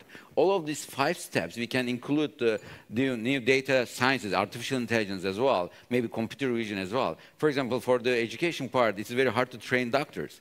So if you can come up with a simulation environment that you can repeat surgeries over and over and again, the doctors are going to get better and better. And also you can get the feedback from the simulation saying that this doctor's quality is higher, getting worse, or the stress level is, you can measure the stress level of the doctors as well during the simulations. So as a pilot, I love simulations because instead of flying long flights, I always do simulator jobs. And it is also suits well in my logbook. So maybe doctors are not going to have the actual surgeries in the future, but simulated surgeries. So it's going to be very useful for the doctors as well. Then prevention is also, after the education, prevention is another thing. Nowadays, everybody is using the IoTs, like wearables. So we are collecting all the data right now, from the heart rates to how many steps that we have, even what we eat. So that's the reason that we can use some data analytics to prevent some diseases. And the third thing is is the diagnostics. So especially for the cancer treatments, we know that if you make it earlier, it's better. So that's the reason that we need to use computer vision and the data analytics to capture or understand, diagnose the cancer treatments, and then start the treatment as soon as possible. And treatment. So right now everybody is talking about precision medicine or personalized medicine. With the data analysis, everybody is different. With their lifestyle is different, their genomics is different. So at the end of the day, treatment is going to be done personalized. And also with the AI, we have seen lots of studies going on with the drug discovery, because we can have, again, the simulation environment for reacting the medications to different proteins, so we can come up with a shorter time for the drug discovery. And the last thing is the post-treatment. Everybody wants to do this post-treatment at their homes. With the virtual networks and virtual following up the patients, you can do it much more faster, because you can have the physical therapy at home and using some image processing as well as the computer vision, so that everybody is going to get their treatment faster and cheaper. At the end of the day, all this technology is going to be lean and a little bit less costly, because the cost is the biggest power for changing the system in the health industry. So hopefully, using all 5 steps, if you can able to use these technologies, especially data analytics, I think we're going to be successful. Thank you, Dr. Koch. You're still alive, so I must believe in the simulation method as a pilot. Thank you. So, Dr. Jovanovic, would you also like to address the question? Dear Nevenka, thank you very much for your introduction. I'm very happy that I'm participating in this Biotech Future Forum International Conference. As a host, I will use this opportunity to continue in Serbian language.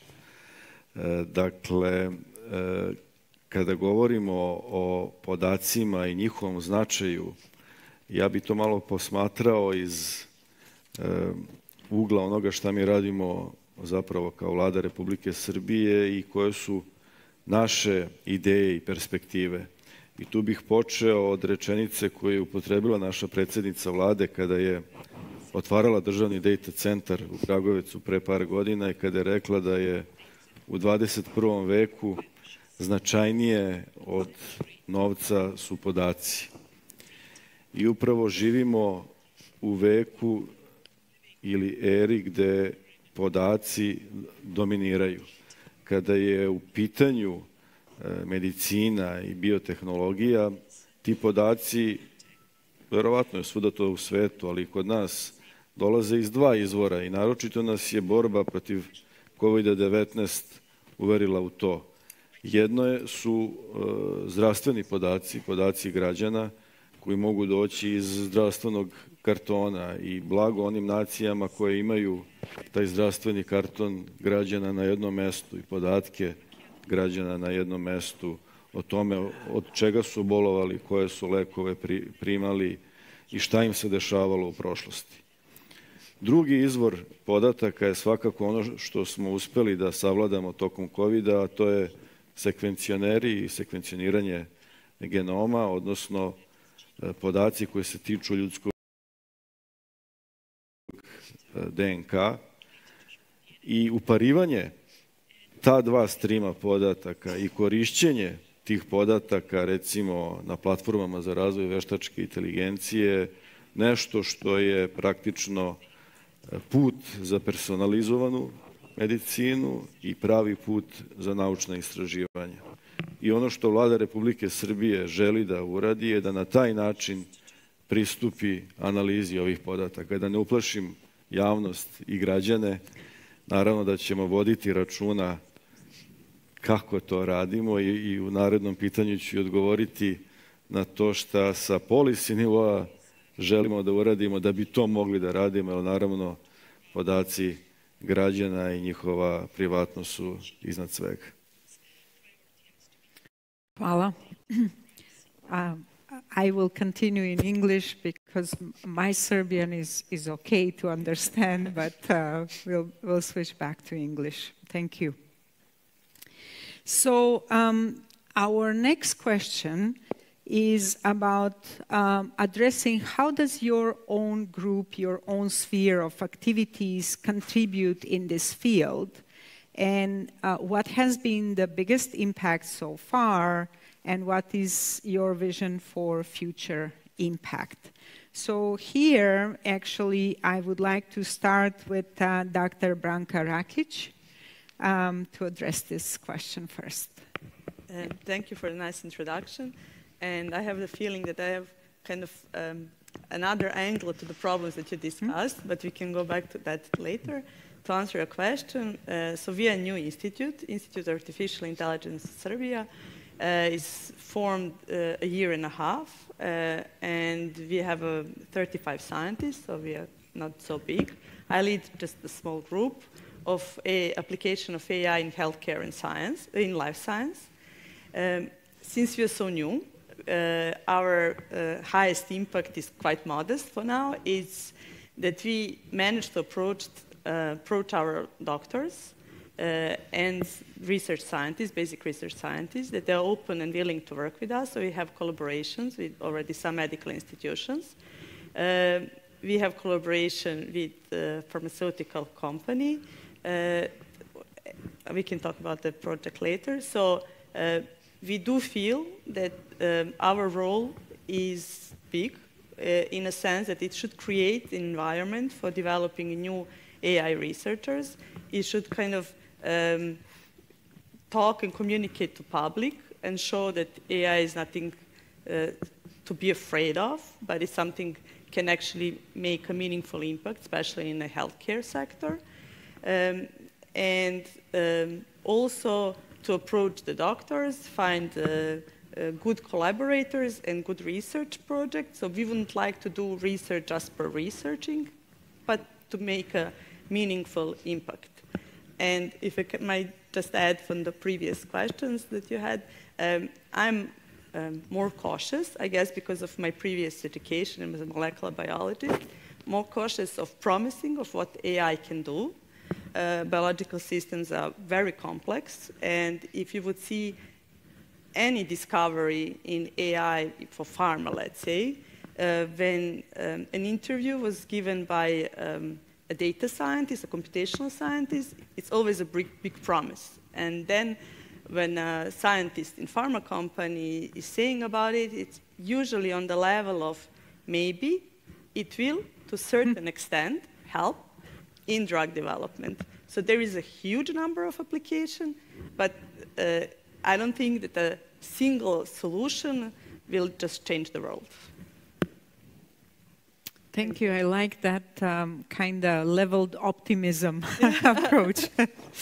Thank you. So I would also like to ask Dr. Petković to address the question. Sure. Thank you. So Philips, I'm coming from Philips, and Philips is a company that maybe you know from by having a TV or some domestic appliances, but actually Philips nowadays is a healthcare company, focused healthcare company. And if you were unlucky to be in a hospital, then you probably have seen medical systems of Philips, like MR scanners or ultrasound devices, patient monitors, X-ray machines, etc. Our vision at Philips is to touch and improve 2.5 billion lives by 2030, so a year, every year. So we measure this, and last year we touched 1.7 billion people by our devices or systems, and we believe that that helped them actually to improve or sometimes save their lives. We have focused very much on something called Quadruple Aim, which is basically to improve patient outcomes. So with the technology that we bring, to a certain extent, bringing AI to this technology, but always very careful because safety is very important in healthcare. Yeah.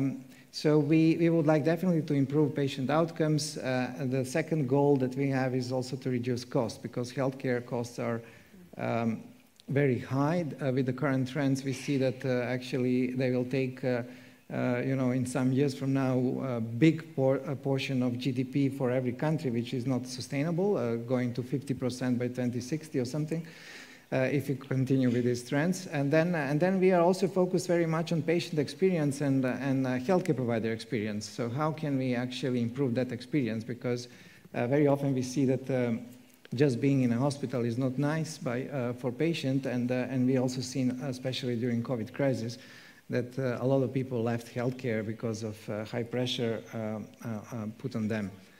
So we have a number of products which have AI and data science integrated, and we are very transparent about these products. So we list them, and the healthcare providers and patients can check and see what type of AI we have, and it goes from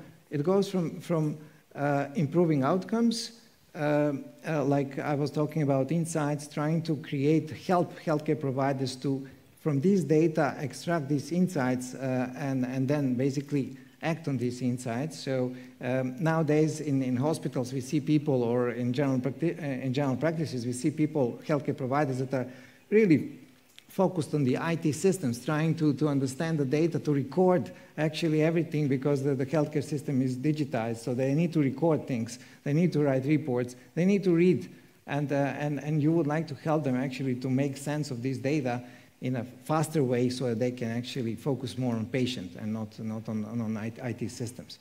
So that's an important part, and there are a lot of processes in healthcare which are long and routine processes. I mean, starting from radiology, you have a radiologist sitting in the dark room looking at images, and then basically you can try to help that person basically to make sense of these images in a faster way. It's a narrow task where AI can work very well. Or you go towards just operation in hospitals, which are not really industrialized as much as, for example, you will see in manufacturing sector. So you would like actually to help that operationally, ensure that there is a bed for every patient, and try to predict those type of things. So there are a lot of opportunities definitely in this space. Thank you. Thank you, Dr. Petković.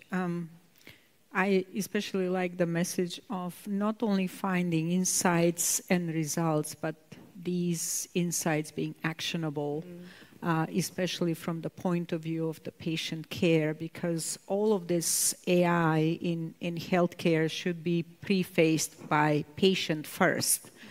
That's kind of on a daily basis that we need to get reminded for some of these big initiatives. Thank you. So I'd like to also ask Dr. Jovanovic for how do you, from your own sphere of your own organization, how do you have impact in data science in biotech and medicine? Da, hvala Nevenka na ovom pitanju koje je više nego aktualno. Iskoristit ću današnji skup da prezentujem kolegama i svima prisutnima u Srbiji, a naravno i kolegama koji su došli iz inostranstva, nove izmene i dopune zakona o ministarstvima koje upravo treba nova Skupština Republike Srbije da usvoji. Jedan kuriozitet, Kancelarija za IT je upravu koja je nastala pre 5 godina i da smo se najviše bavili elektronskom upravom i razvojem različitih IT sistema, infrastrukture i svega onoga što je vezano za IT i se dalje transformiše i u ovom zakonu o ministarstvima dobijamo da između ostalog obavljamo poslove državne uprave koji se odnose na uspostavljanje i vođenje registra koji sadrži genetičke, biomedicinske i druge podatke od značaja za istraživanje i razvoj u oblasti biotehnologije, bioinformatike, bioekonomije, genetike i medicine. To znači da onog trenutka kada i Skupština bude usvojila ovaj zakon, odnosno izmene i dopune, mi ćemo imati osnov da predlažemo pod broj 1 zakon, odnosno zakonski okvir koji će omogućiti uspostavljanje ovog centralnog registra genetičkih, biomedicinskih i drugih podataka, a potom i krenuti da radimo na njegovom uspostavljanju, naravno uz donošenje odgovarajućih podzakonskih akata. I kao što iz ovoga vidjeti, cilj je da se ti podaci na određen način, koji će naravno biti propisani budućim zakonom, koriste pod broj 1 u kliničkim istraživanjima. Dakle, sve ono što su do sada različite kompanije imale problem da dođu do podataka i da te podatke koriste u istraživanjima, na ovaj način će biti sistematski rešeno i naravno u primjeni personalizovane medicine, jer ćemo moći da koristimo te podatke i za lečenje građana. Tako da, evo na neki način ovo je ekskluzivna najava onoga što očekujem da će naredna vlada da radi, a pre svega Kancelarija za IT upravu sa svima vama, da uspostavimo taj repozitorijum genetičkih i biomedicinskih podataka koji se dalje mogu koristiti u zdravstvene i istraživačke svrhe. Hvala. Hvala opet. You mentioned the large-scale data repository of clinical data, and we'll come back to that question later.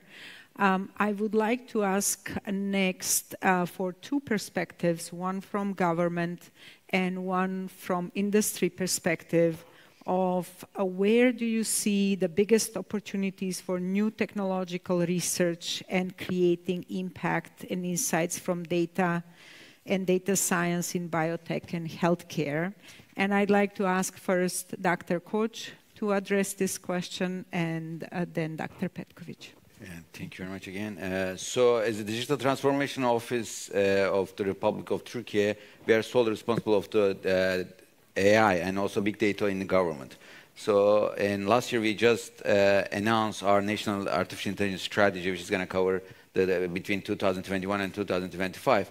We have a huge ambitious target. We have around 84 million population and more than 200 universities in Turkey. And then we have a target at 2025 to have 50,000 AI or the data science experts. Yeah, 50,000, the number is a little bit big, but if in order to hit the target, you need to put first ambitious targets. So hopefully we're going to achieve it till 2025. But the biggest challenges and also biggest outbreak is going to be talent. So we are looking for the talent all around the world. So, but the problem with the AI is, you know, we are not going to, like, it's not like digitalization. Everybody is easy to use the cell phones or the computers, but the AI knowledge is going to be lacking. So, but the people are trying to, we need to come up with some kind of stamp in Turkey, like we call it a trustworthy artificial intelligence stamp. So because all of us know that these AI systems are all black box. We don't know what is inside. So, and then we are not going to train all the human beings how to, what the AI is doing, right? So it is, something is getting into the data and then there is an output. So what is inside this black box, no one knows. So we are thinking about in Turkey, whatever you sell as a product, you need to get a trustworthy artificial intelligence stamp. And there's going to be like some checks and cross-border analysis. So then we are focusing mostly on the AI ethics. So the biggest problem with this AI ethics is there needs to be a risk management framework. Otherwise, if you put ethics in the top, the innovation is going to getting lower and lower. So you need to come up with a risk management framework. So then you need to analyze each system for a health AI or the search, like a Google search AI. So if you have the same risk management algorithms, it's not going to be useful. So you need to, for each specific purposes, you need to come up with different frameworks to say the truth that everything goes back to the talent and then the data. So we talk about data a lot, but let me give you an example. So according to OECD numbers, so the per person MRI results per person on average is double in Turkey. So compared to OECD average. So we like to take MRIs in Turkey. I don't know why, but it's maybe the latest fashion of the treatment. So we figured out that how we can use this data, and then we come up with some like a brain MRI data science and then an artificial intelligence project. With this project, what we figured out that instead of replacing the doctors, we are going to help them. So if in the future, if we can convince the people that, because all of us know that with the artificial intelligence, sort of a doctor is healing you. If you say anybody, only any patient saying that, oh, this result is coming from artificial intelligence, there's going to be always a question mark. So everybody wants to have the personal treatment with a doctor. So then that's the reason that we are just having, instead of replacing the doctors, we are going to come in with the technologies to support the doctors. As I told you, that we don't have enough radiologists, so if you have this much of MRI, someone needs to take a report out of it. So then instead of changing the queuing algorithm from the first in, first out, we are just using the artificial intelligence to change this algorithm to urgent first, urgent in, out. You know, so urgent, whoever is urgent, the doctor is going to see it first. But the urgency is going to be decided by the artificial intelligence. So because this MRI data using some neural networks algorithms, so it's going to be decided if there's a tumor or there's something wrong in the brain. So the doctor is going to see that MRI first instead of seeing thousands of MRI. And also, as you may know, the radiologists have some problems with after seeing multiple and hundreds of MRI data, they start to have blindness. So we need to be careful about using the talent, especially using the doctors more effectively. So in the future, we are thinking about it. This is going to be a biggest issue. Maybe we can talk a little bit about the privacy as well. But if you think about the ethical perspective and then creating this risk framework, I think we're going to clean up the privacy issues as well. Thank you. Yes, we'll address the privacy issues as well and privacy-preserving technologies a little bit later. But I like that tempered approach of trying to see which AI algorithms, which problem are we solving before just carpet bombing everything with AI. So thank you. So Dr. Petkovic, what is your view for technology opportunities for, say, the next 10 years? Yeah, very much agreed with what was just said. So I think these are the good directions, definitely. Personalized treatment, I think it's becoming very important. And because we were talking about data, maybe I just put a bit of like emphasis on that part. It's nice, it's important, I think, to have sort of different databases. And we were talking about having genomic database. we already have a lot of data in hospitals, like electronic medical records. So we have to, in order to get to the personalized medicine, I think we also need to really understand also the context of the patient and not only focus on one narrow part related to one disease, but also understanding comorbidities of the patient, and not only having genomics and let's say medical records, but also perhaps also like what happens in between, because the lifestyle of the patient, etc. Because as in Philips, we are really talking about continuum of health. So we are talking about starting from healthy living, and we would like actually to keep people in healthy living. We would like to keep them all in that phase. Then you can think of prevention. So if people are based on genomics, for example, have certain propositions, so how to actually act on that, how to actually make sort of very early try to help them to avoid to get into disease. And then you get into all these healthcare, let's say, phases where you need to diagnose with MR and you need to help with AI, actually, as you said.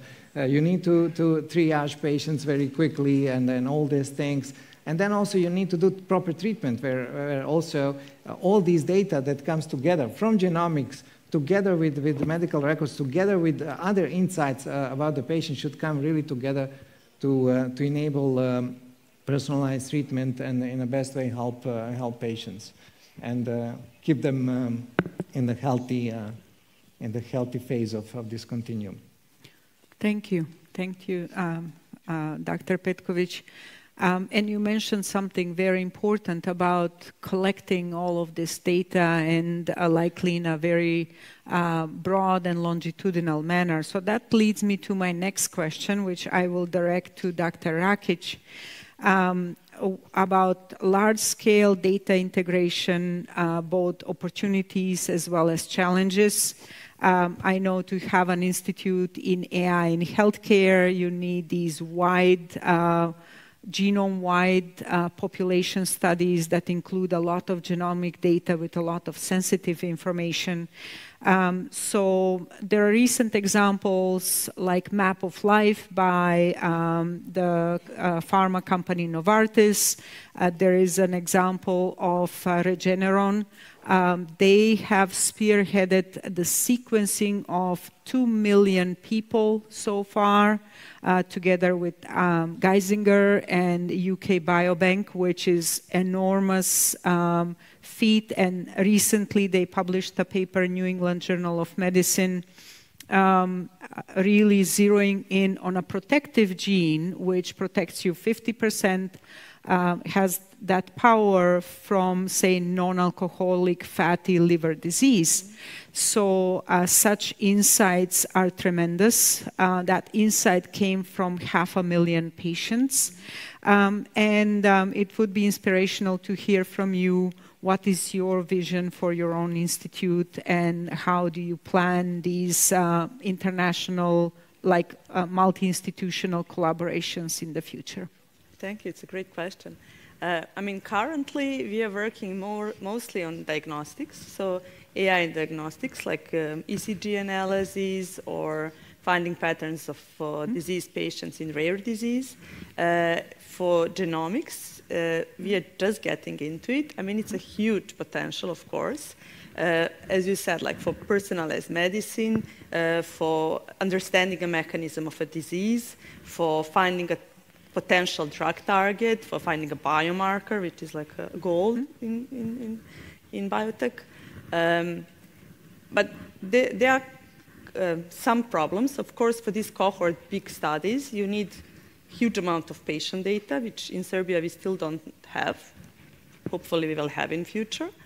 Then it needs to be kind of standardized, both as a data and then also when you plan a study. So it's a biological system, it changes a lot. It depends on which time point blood was drained, what is the progress of the disease at that point. And all of these small things might change the data that much that even the metadata that follows that would not make them explainable and usable. So There are cohort studies in, like, for example, I just heard for cardiovascular diseases, like huge cohort studies of thousands of patients in separate countries, like, I don't know, Malta and some other European countries. But it's questionable whether they can be integrated together. It's questionable because they didn't plan the project together. They planned the project separately.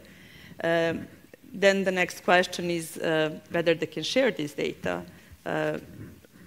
For now, I mean, we seek for collaboration, and we have talked to several of networks. So at the moment, they function as a network, and if you're part of the network, you can have an access completely anonymized data.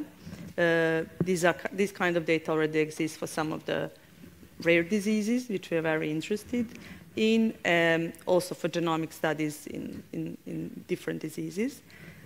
But yeah, we need to be really, again, I'm obviously very cautious on what is the data quality, what is the time points, how to integrate that, and then the legal issue, whether we can use them in the end.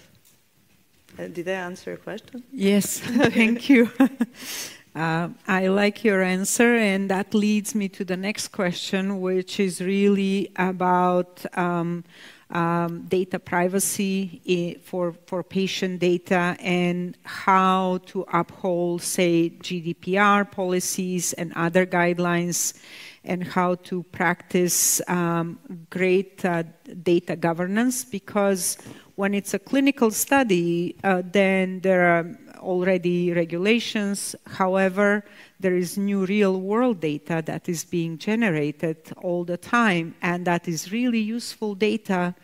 I believe healthcare is over $60 trillion in the world business, and all of that data is not captured, is not put back into the system in order to be fully leveraged and utilized.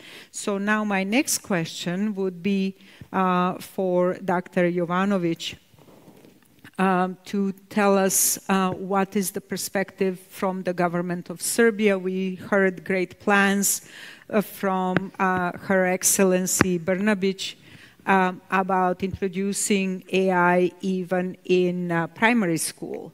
So with that comes government policy for data privacy. So would you please address how do you see and what is it that you do from your sphere? Ovde postoji nekoliko aspekata. Jedan je naravno tehnički aspekt čuvanja podataka na najbezbedniji način.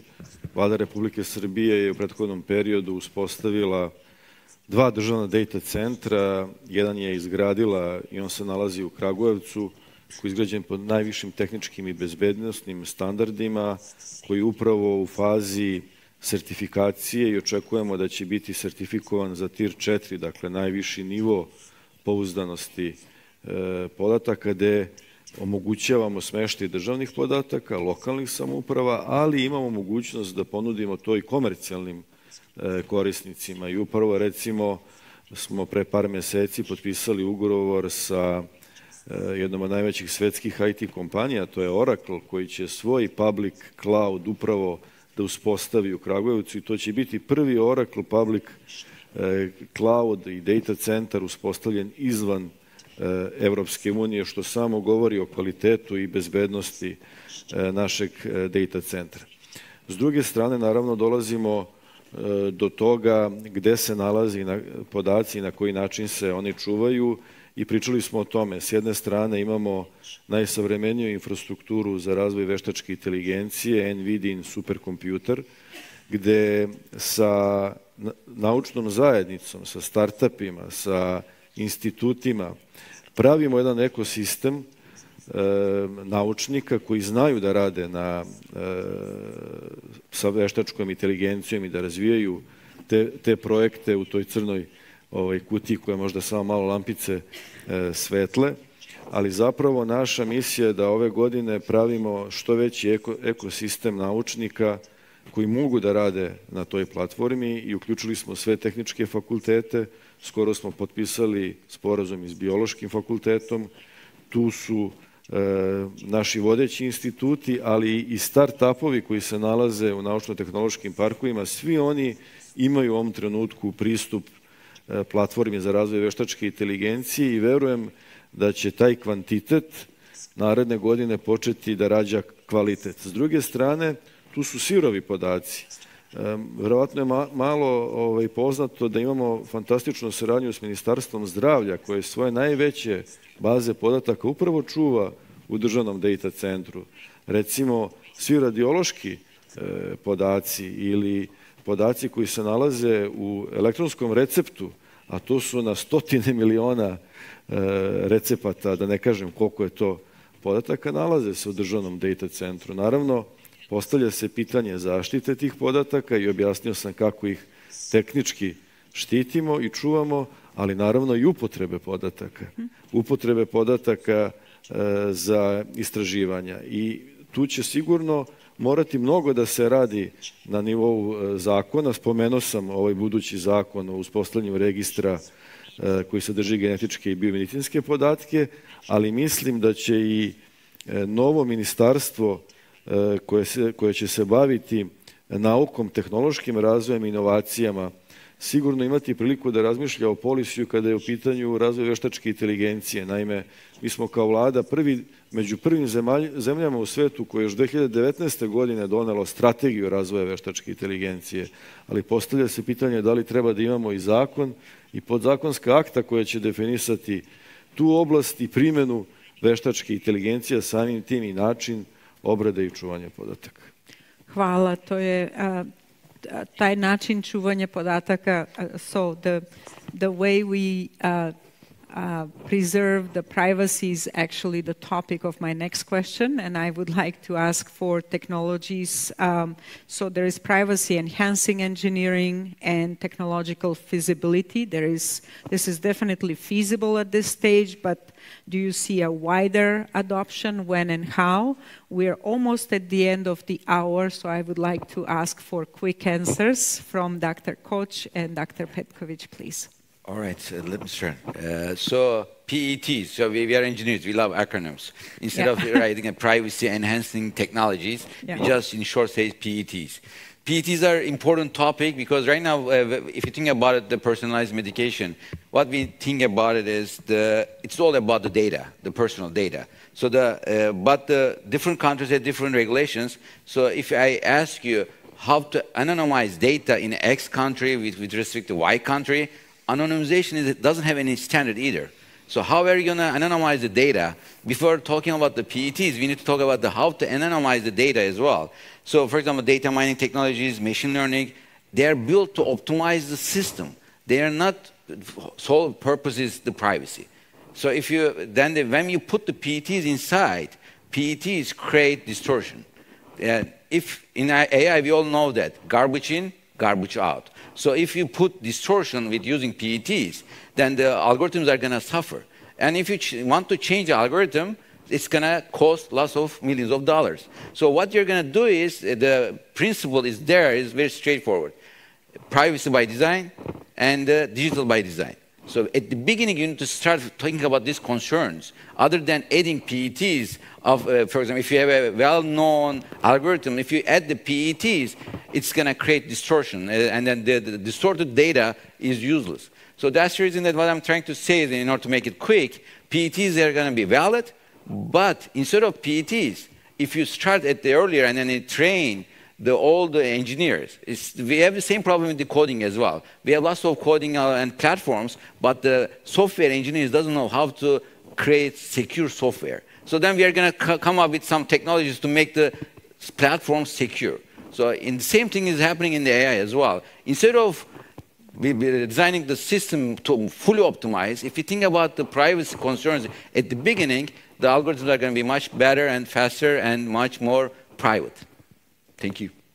Thank you. And yeah, so I believe it's definitely privacy-enhancing technologies are very interesting, and they range from very simple technologies like you send the algorithm to data, and then your algorithm is basically learning there, so you can create a model in a hospital, you get the model back, and you hope that actually the model is de-identified actually, that there is no data coming back, but according to, for example, GDPR, you would need to do a privacy impact assessment to really prove that. To technologies like homomorphic encryption and very complex technologies that basically require a lot of power, computational power, and sometimes it's not feasible actually to apply those. So I think what was also said is that basically the problem relies also very much in regulation, and in Europe, in the world, we are really not aligning on this regulation. So we have countries with very strict regulation. Health data is sensitive data. For if you look at the European Union, you will have actually this data is regulated in each country. So GDPR provides regulation about personal data, but healthcare is sensitive data, so each country will regulate it separately. If you want, and you will actually build a great, I think in Serbia we will build a great center and a great ecosystem, and you want to have startups, companies that would like to ship the technology all around the world, you already have some here. So you have to face all these problems. You have to face a problem that if you want to put your AI system in China, you need to actually get a cohort of Chinese people, data from China, train your AI models, and then ship your technology to China. So, and it's becoming very, very complex. So it requires some sort of alignment, and I hope that will come soon. There is a Data Act which is coming now in European Commission, which will also regulate the issues related to cloud. So that enables you to basically not be locked in one cloud solution. So if you have Oracle, for example, in Kragujevac, so how you actually, if they become very expensive, how you move actually to Amazon or to someone else. So that will help, I think. And there are other things related to sharing of data that are regulated with Data Act that would help basically, and maybe in some cases not require privacy-enhancing technologies. Thank you.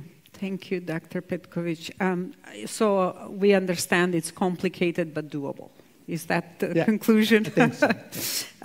Okay, wonderful. And my last question is really for Dr. Rakić, because I think it kind of ties everything together, and this is why we're organizing this year the Biotech Future Forum, really to address what was the idea behind the establishment of this AI Institute in healthcare, and how does it contribute to biotech projects, and eventually how does it contribute to society in Serbia and the world? Thank you.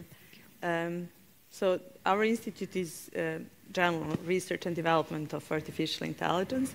We have and this institute is formed as one of the measures for, as Mihailo mentioned, for development of AI in Serbia. Institute has several groups. One of the group is AI in healthcare and life science, and that's set up as a group as basically it's also a strategic interest of this government to invest in that, in application of AI. I think that, I mean, I guess everybody here understands the importance of improving the healthcare, and AI just another technology to improve the healthcare system, as any previous technologies that came, like sequencing came before, or even, let's say, radiology that came before. So I would look at it just as a new technology that we should now apply in healthcare system, not in diagnosis, not only develop new ones, but already try to improve the algorithms that already exist and apply it to our healthcare system. So it is, in the sense, revolutionizing the healthcare and research, but then probably to a certain extent, previous technologies did the same thing. So hopefully it will just smoothly transition, and we won't just give a big promise without delivering it. Thank you. So I think we're all part of that promise. And I would like to thank you for attending. I would like to thank my esteemed panelists for joining the panel and sharing their opinions today. And I'd like to conclude that it is very clear that there is huge value in bringing all of the data into healthcare and biotech research, as well as leveraging artificial intelligence to create the blueprint for academic research, for industrial developments, and in companies to accelerate this progress in a patient-first manner. And I would like to wish all the participants who engage in this great success in these types of endeavors. Thank you. Thank you. Thank you.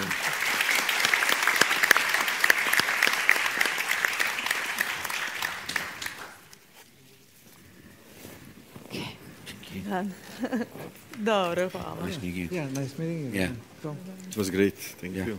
Thank you. Yeah, thank you.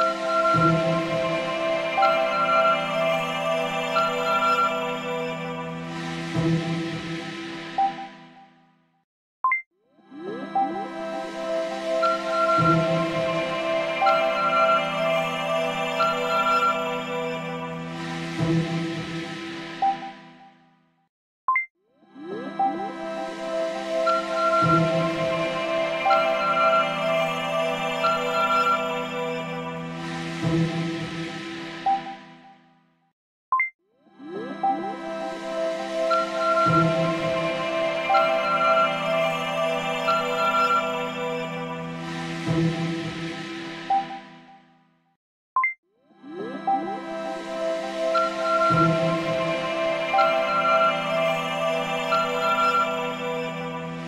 you.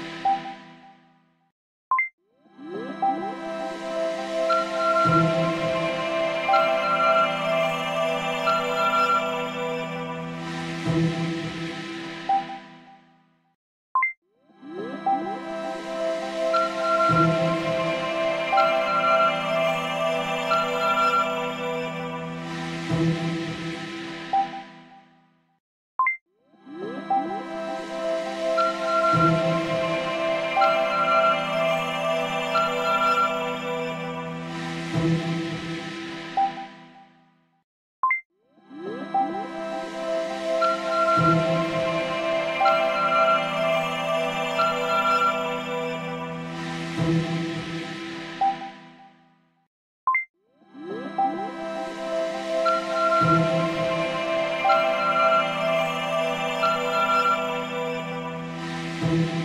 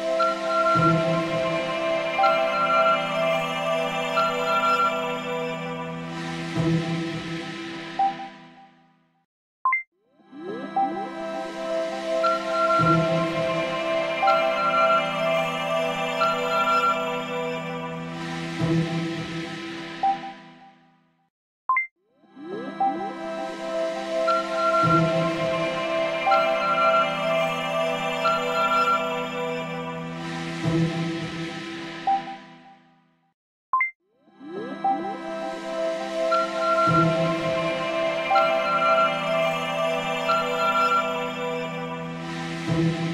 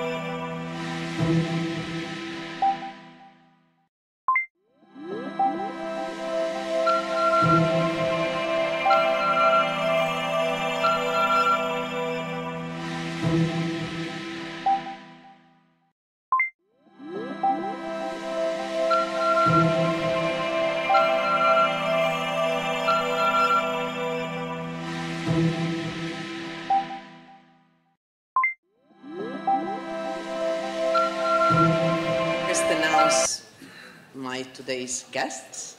Some of them are dear friends. I will start with Natasha Skoko.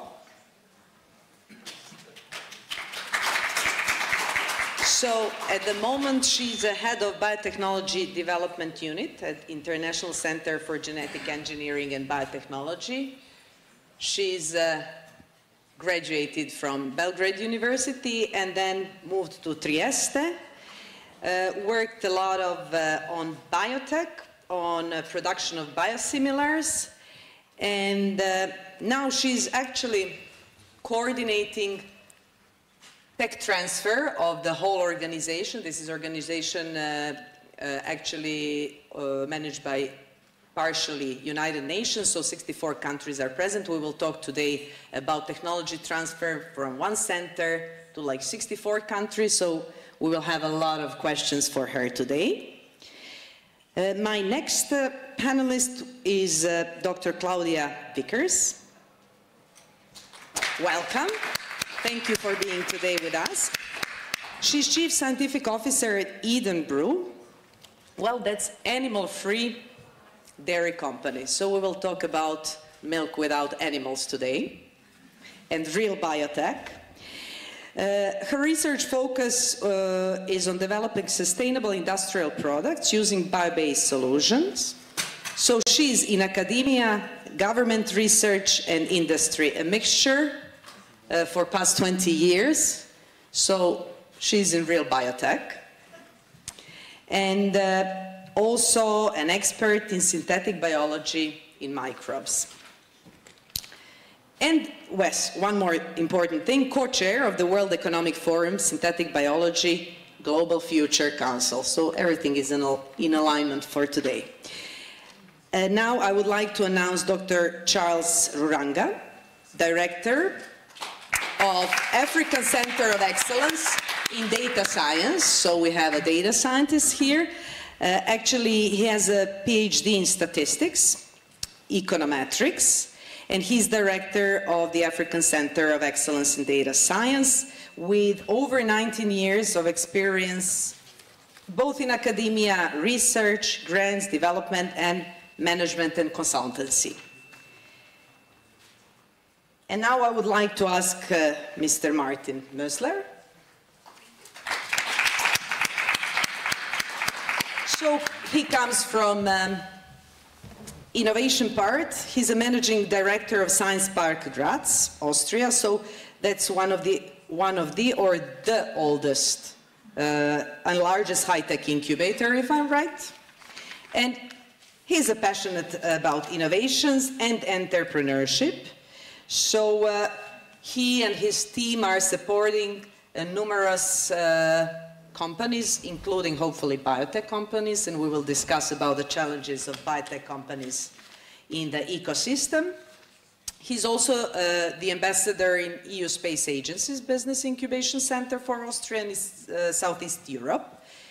And every year they support more than 50 startup companies within their environment. And last but not least, Dr. Kiran Naidu. So he's at the moment investors and CEO of Zdravlje, so that's our very old and still very successful pharmaceutical company that was acquired by Frontier based on London. He's actually investment banker, formerly a top-ranked investment banker in Merrill Lynch Investment Bank, but nevertheless he's now focused on biopharmaceuticals, and he's, let's say, introducing biotech and biotech R&D in Serbia from a perspective of one biopharma company. So thank you very much for all of you to be here today with us. And I will now ask for the presentation because a lot of you, I guess, are not from biotech. And we started today's, sessions, all the sessions, biotech, biotech, biotech. But if you're not in science, well, I would like to explain what is biotech. Actually, and I had to stand up. Sorry. Okay, so I guess this reminds you, on the first class Biology 101, when some of you escaped those classes, and they were running away from the biology when we were kids, but nevertheless, today it's becoming really, really important. What is biotech? I mean, we use our knowledge and our skills actually to change the nature and actually to make a better world for us humans. So what is biotechnology? We use biological systems that can be an organism, an animal, plant, microorganism, bacteria, or part of the organism, like a cell from an animal, cell from plant, and we are using them to make products. So this is the basis of biotechnology. The root of biotech itself, it's biology, but now it's becoming really multidisciplinary, as you will see. But since we stopped being hunters and gatherers, I mean, we got involved in biotech. It's traditional biotech, but nevertheless, it's biotech. We were trying to select better crops, better animals. We were producing cheese, not intentionally putting bacteria in there, but the fermentation happened. So we had cheese, we had wine, we had beer. So as long as we are here on the planet, from that momentum, biotech started. Nevertheless, the technology changed. And then we entered the 20th century. So we discovered DNA. Then we started to play with DNA. We learned how to cut DNA. So cut and paste DNA. And this is our genetical information. Then the genetic engineering started, recombinant DNA technology. Now you heard about gene editing. So we are becoming more and more precise in changing the very information of life. We can read genetic information. That's called DNA sequencing. This is the reading of genetic information. In 20th century, we could synthesize, let's say, shorter parts of the DNA, but we can chemically produce DNA. So we didn't need a living organism for it. And then biotechnology gathers genetics, biochemistry, molecular biology, chemical engineering, and it's been applied in medicine, agriculture, pharmaceutical industry, food industry, environment protection. And then we come to the 21st century. Okay, these are just some of the, examples. We produce human growth hormone in a rabbit. We produce human insulin in bacteria. And then 21st century. So we learn how to massively read and very fast and very cheap DNA. But we learn also how to synthesize long stretches of DNA. That means we can produce, and you heard from Professor Church, we can produce artificial chromosomes. So chemically synthesized chromosomes. We can put them in an organism. And that organism can divide. I will show you. So we developed bioinformatics, and at the end, there is an AI. So everything is being combined at this moment. Some call it convergence, some call it fifth industrial revolution. I don't know what is it, but it's a huge change. Human genome project was completed. We produce vaccines in yeast, for instance. We use microorganisms to clean our environment. We use genetical engineering to produce rice with vitamin A, because we need it in the areas where vitamin A is in deficiency. And then we made artificial chromosome, put it in bacteria, and this bacteria is dividing. Now we have AI that is creating artificial chromosomes. They're not still dividing, but it's a matter of time. Some of the biotech projects and products that are already on the market. So this is becoming very popular, artificial meat for, okay, wow. This is something new for me. So, Impossible Foods. So this is a vegetarian hamburger, but it required, you know, that nice red, I mean, we always want it to be perfect, nice reddish meat, so it looks like the real meat. So they produced in yeast something that is similar to our hemoglobin, to animal hemoglobin.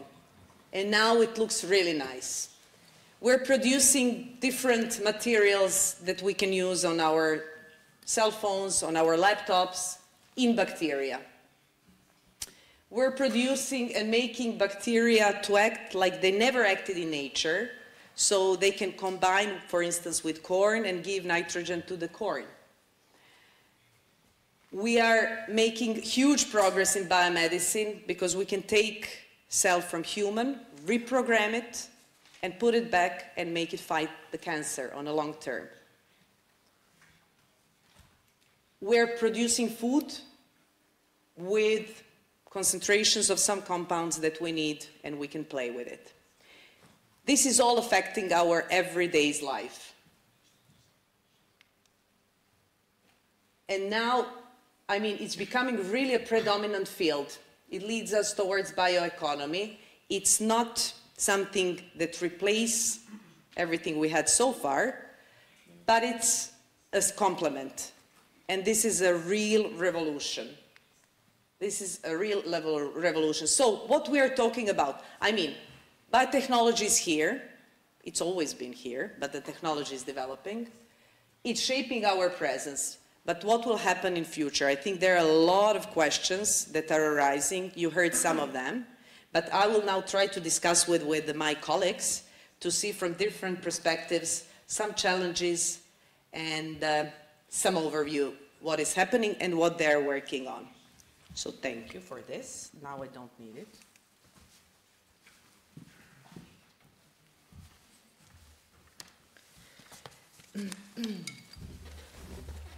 Okay, I will start with question with Natasha. Prime Minister of Serbia, Ana Brnabić, President of the World Economic Forum, my dear friend and colleague Borge Brende, Excellencies, ladies and gentlemen. It is a privilege to join the Biotech Future Forum. It takes place in the fitting location of Serbia, which is fast becoming a global technology hub. Prime Minister of Serbia, Ana Brnabić, President of the World Economic Forum, my dear friend and colleague Borge Brende, Excellencies, ladies and gentlemen. It is a privilege to join the Biotech Future Forum. It takes place in the fitting location of Serbia, which is fast becoming a global technology hub. Prime Minister of Serbia, Ana Brnabić, President of the World Economic Forum, my dear friend and colleague Borge Brende. Good afternoon to everyone. Thank you very much for being here. Thank you very much to Jelena for inviting me. It's always a pleasure to come home. From everything started here, as Jelena said. I was a student at the University of Belgrade, and also I was a young scientist at the Institute for Molecular Genetic and Genetic Engineering here in Belgrade. So it's my great pleasure to share our story, our successful story. So as you heard, I belong to the International Center for Genetic Engineering and Biotechnology, and just very quickly, we were opened 35 years ago as an idea. An idea was that this biotechnology, genetic engineering, starting, as Jelena mentioned, is not just for rich.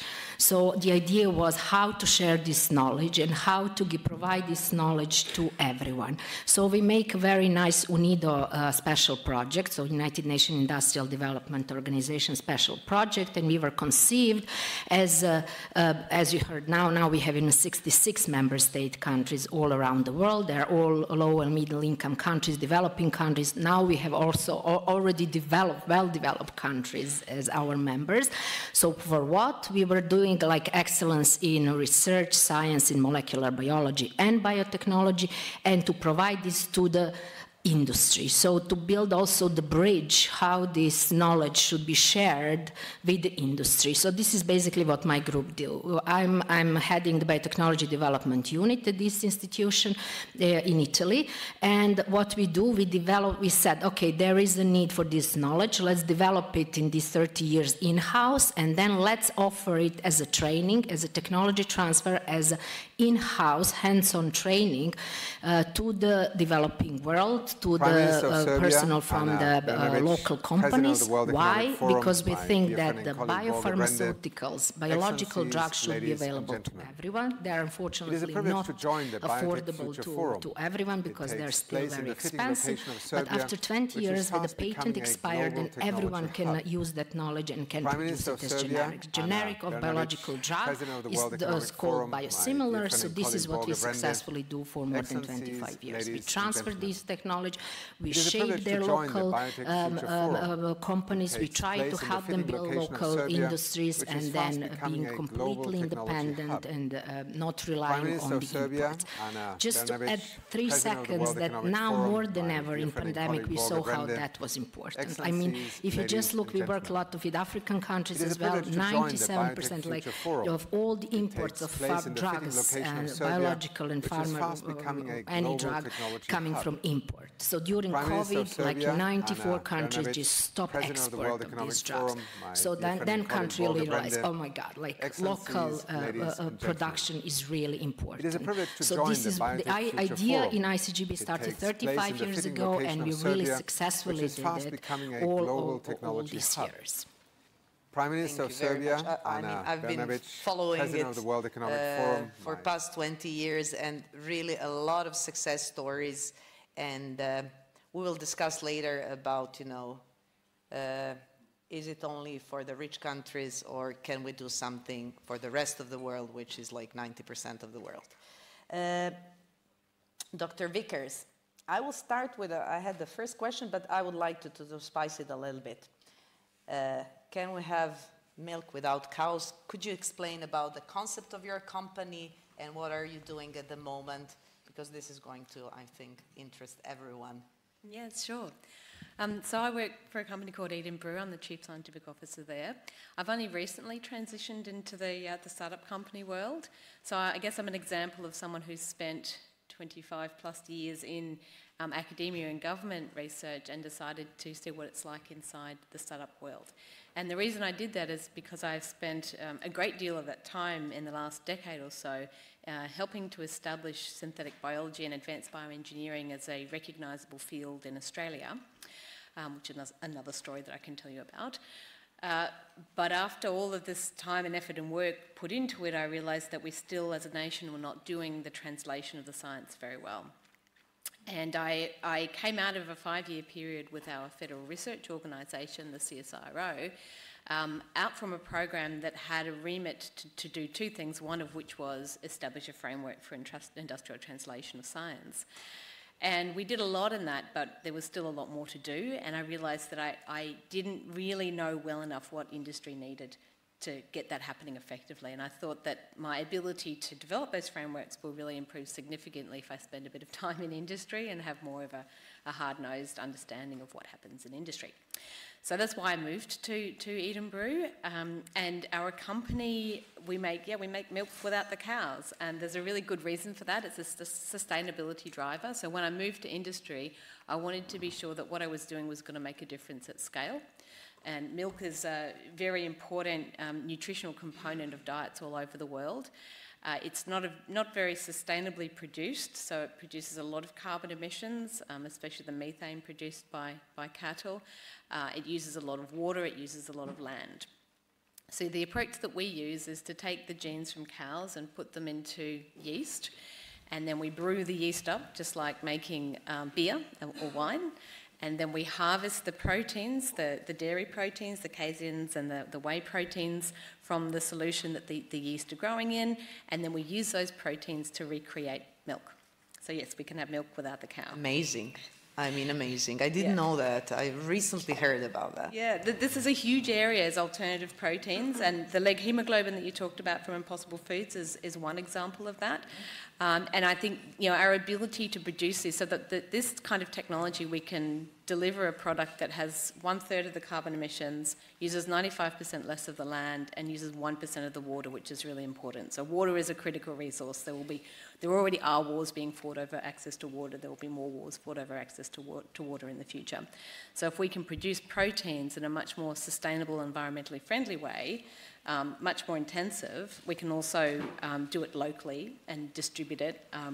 And it's an important component of national food security as well, particularly in areas that don't have good arable land. Then we can really make a difference in the real world at scale. And I mean, our company's only been around for 18 months, where we're doing a Series A raise at the moment, and we've already sort of been able to get to the point of making demonstration milk products, recreated milk products, and we're about to substitute in recombinant proteins to make that product. So the technology. Prime Minister of Serbia, Ana sure Brnabić, President of the World Economic Forum, my dear friend and colleague Borge Brende, Excellencies, ladies and gentlemen. It is a privilege to join the Biotech in Future data Forum. science. It takes place in the fitting location of Serbia, which is fast becoming a global technology hub. How would you describe this center? Prime Minister of Serbia, Ana is impacting Brnabić, on the President of the World Economic brief, Forum, my dear friend and colleague Borge Brende. I know that you're involved also in AI.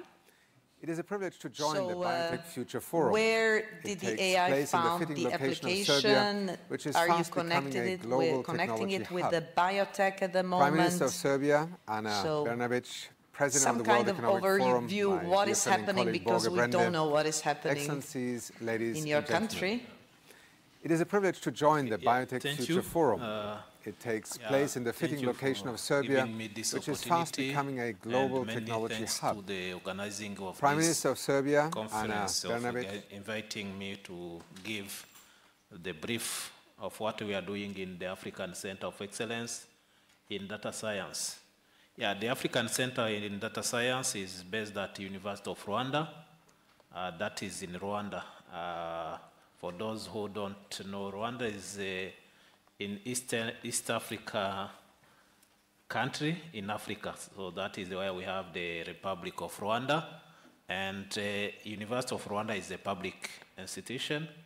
The African Center of Excellence Data Science started in 2016. Is still young, with the support of the government and the World Bank. The main motivation of starting the center was to fill the gap mainly in the area of data science. So the center started, and now we have different orientations or specializations. The main activity are postgraduate training, conduct collaborative research, but not be limited like what we are doing in the normal academic institutions. We have started what we call the incubation hub, and with the fund from the government and the World Bank, there was a motivation to work with partners, not only academia or public institution, we need to be working with private and other industry.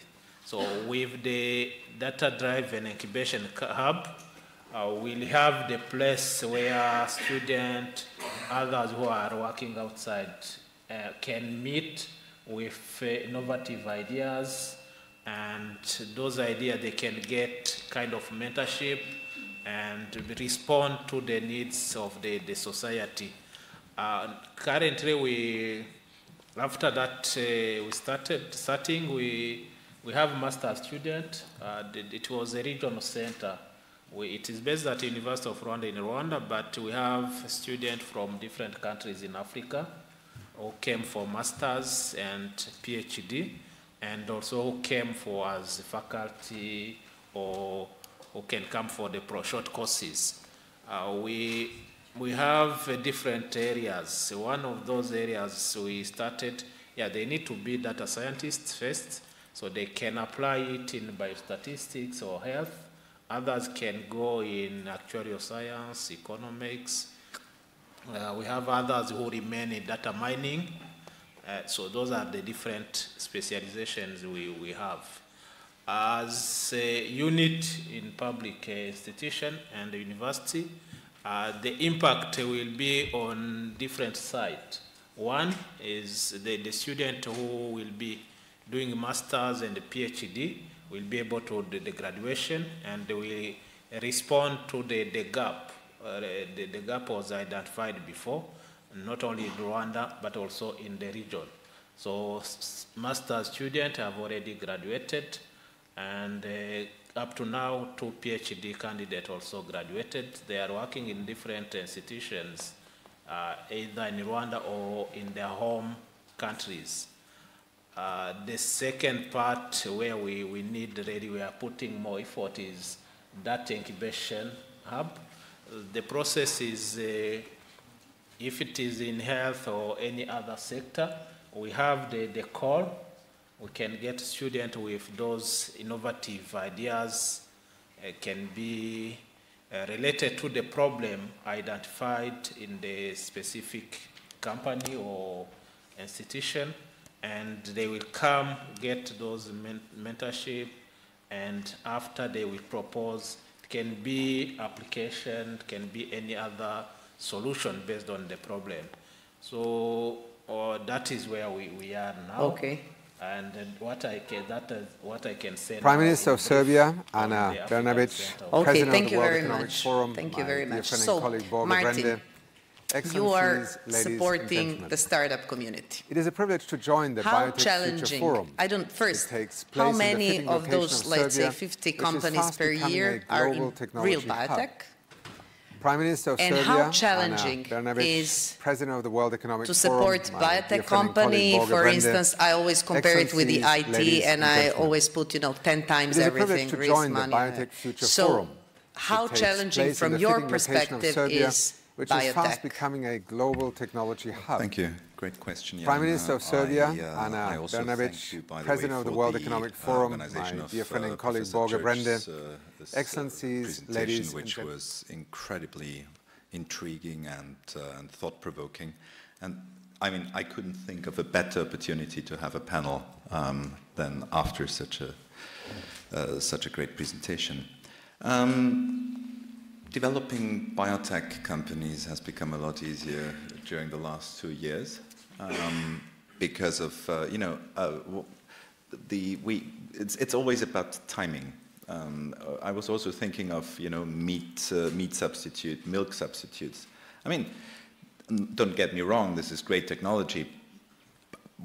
It basically was the timing making this business an option in the way we can proceed today. Meat substitutes are actually different. I mean, the milk, the dairy substitute is a bit more complex, but the meat substitute, I mean, it's from a scientific level not interesting at all. It's basically, don't get me wrong, the example was good, but still it's the timing of people being aware that carbon emissions are very much, 17% of our carbon emissions are related to agriculture. large parts of that to cattle in particular, but also, of course, pigs, etc.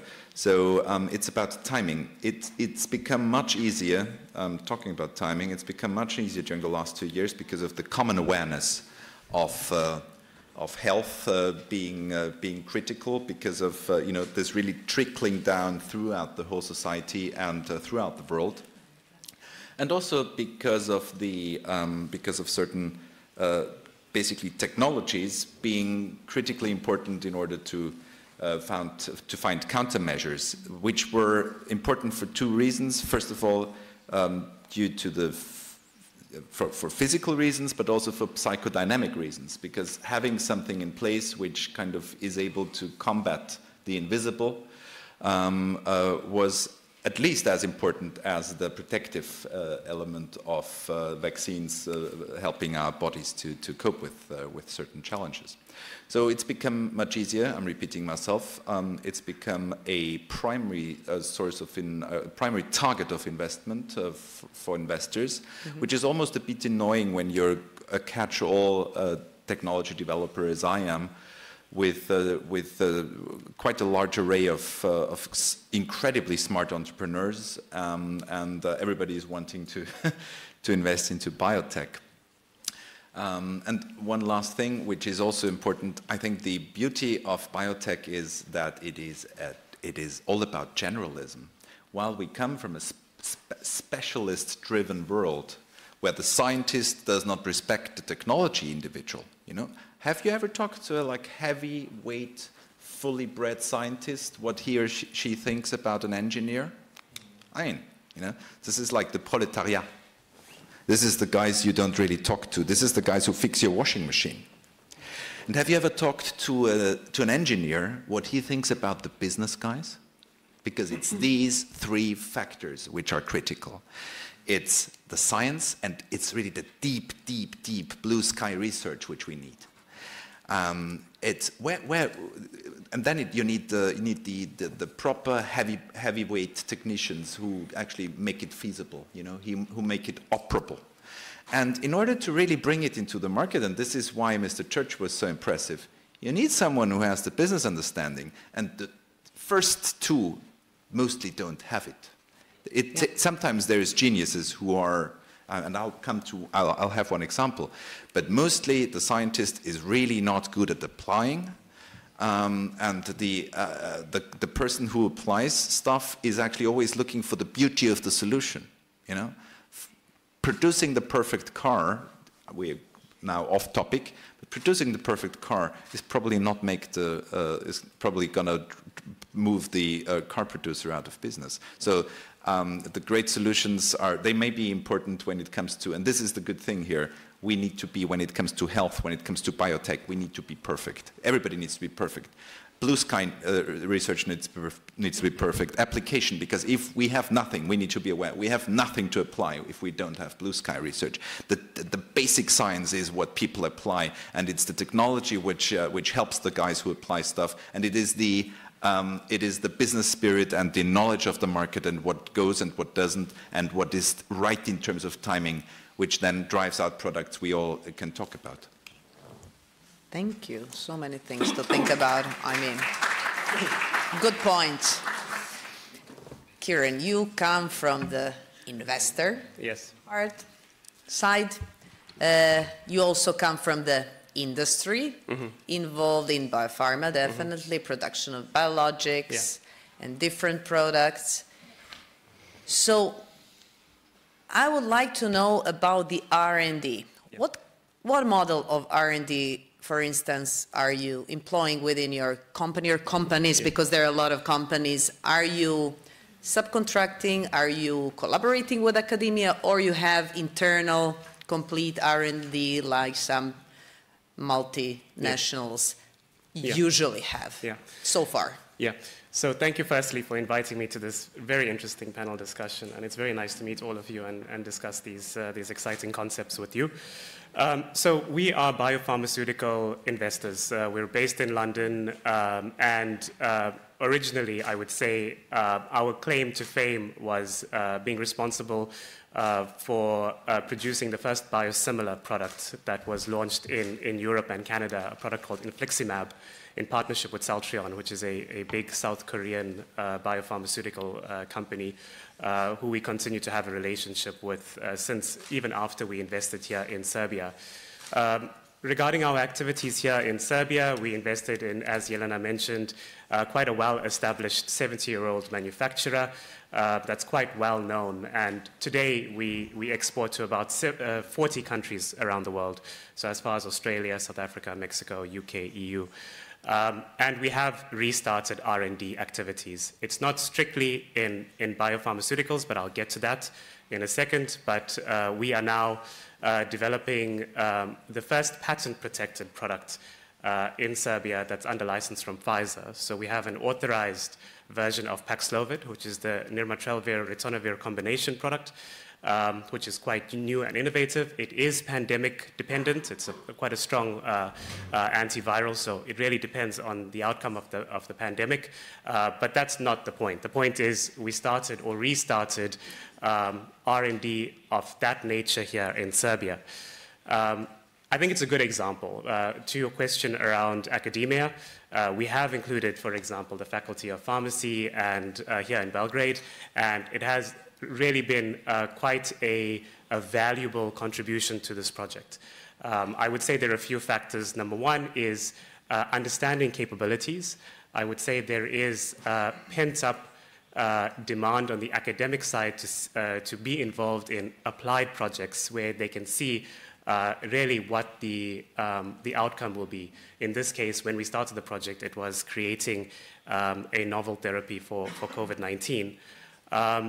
But we're big fans of collaboration. To answer your point, we have multiple partnerships where we are looking to tech transfer products into Serbia, for example. Natasha, very similar to what you're involved with, where our partners have spent the time, the energy, the money on developing novel technologies, and we're looking to tech transfer. So we don't take a bet so much on the technology, but rather on developing the capabilities. And for that, I think if you want to, I'm from South Africa, there's an African proverb, if you want to go fast, go alone, but if you want to go far, go together. So for us, it's really important to collaborate with the universities, with, for example, WHO, partnered entities. For example, we're sending a PhD to South Korea. Marina is here. She's going to be going to South Korea, hopefully coming back. We hope so too. To study GMP, and GLP activities and skills in biotechnology. But certainly, we don't intend to reinvent the wheel. So we would like to have a biologic manufacturing platform here that in itself is innovative enough for us. So we're starting small. We would like to offer capabilities in upstream, downstream, and fill and finish, and then start to provide a platform for either multinationals or biotech to shift some of their activities here. And it could be just part of the value chain, not the entire value chain. So we don't take a bet on IP, but this is our way of entering in a controlled way. Because as you know, with biotechnology, it's highly regulated. So, we rather just focus on the production aspects rather than the regulatory or the commercial aspects of biotechnology. Thank you. Now, because we are running out of time, I will pose a question. Whoever wants to reply to it, just, raise your hands. I mean, research in biotech is rather expensive. The development of the product, it's not cheap. So is biotechnology reserved only for rich countries? And can it be the cause of inequality in the society because, the products are expensive, particularly if we talk about a biomed? So whoever wants to start, let's be short and give chance to everyone Martin wants to start. Okay. I think this question is similar to the topic of the digital divide, actually. We had this debate about 20 years ago, what digitalization would lead to, whether it would leave the rather not so well-off countries completely aside. And we've been witnessing, and the answer was not clear. Huh? The topic digital divide was a huge scientific debate. How can we make sure that this form of literacy is trickling down into the Southern Hemisphere and into the not so privileged regions, and it actually worked out rather well. The whole catch-up dynamism was highly underestimated. So I think this might be similar here, and I think we also have an obligation to secure, especially when it comes to path-breaking technologies, to really secure the large availability of our solutions. And if something can fix, if we find a bacteria which can really bind carbon dioxide, for example, at huge quantities at a very low energy, because basically mostly you require energy to push the carbon back into its original form. I think it would be rather stupid not to make it available to larger markets. Okay. On the other hand, of course, this could be different to digitalization as well. Yeah, we'll see. Natasha, I see. I think we are quite good position to answer this question, because this is actually what we are actively doing last 25 years. And I have to say that the key is knowledge sharing. So this is what we really tried. And also, okay, the other keyword is technology transfer, because yes, we all agree that technology and science is moved by blue sky science, but also it's true that you have first to give people like the basic knowledge, the basic tools to be able to develop. So, and I have to say that this idea that we like grow this idea is growing like in our institution for 25 years. We finally really found a good collaboration with World Health Organization, and we are happy that World Health Organization actually recognized that need when they published the call last year, in December last year, for the central hub for training of bioprocessing training hub. So that means, okay, we saw it during the COVID, we have technology, but actually if we want to transfer, there are no people to be trained. So then we found ourselves, okay, great, we want the science, we want to, transfer all this knowledge, but to whom? So we are now really at the ICGB, and actually I'm really happy to say that in December my group will train first people from this hub to 2 weeks training to tell, how all the production for biological drugs. And I just wanted to say what is biological drug, like Jelena mentioned, but for example, insulin. Everyone heard about insulin. There is also diabetes pandemic today, and for sure the doses of insulin that are produced today are not sufficient. So this is basically train people to understand what is the production process, how to do it, starting from genetically engineered cell, doing through the production, purification, quality control, arrive to the product, oh my God, I can do it. And you can show them this in 2 weeks, and then they will come up with their own ideas.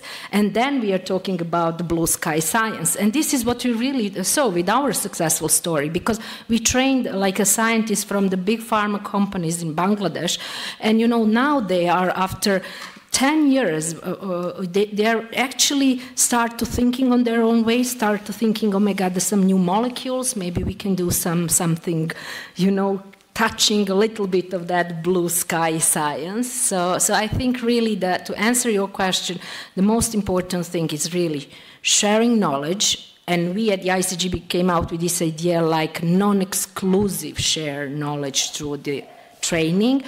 And then, technology transfer, training of people who will actually be our thinkers.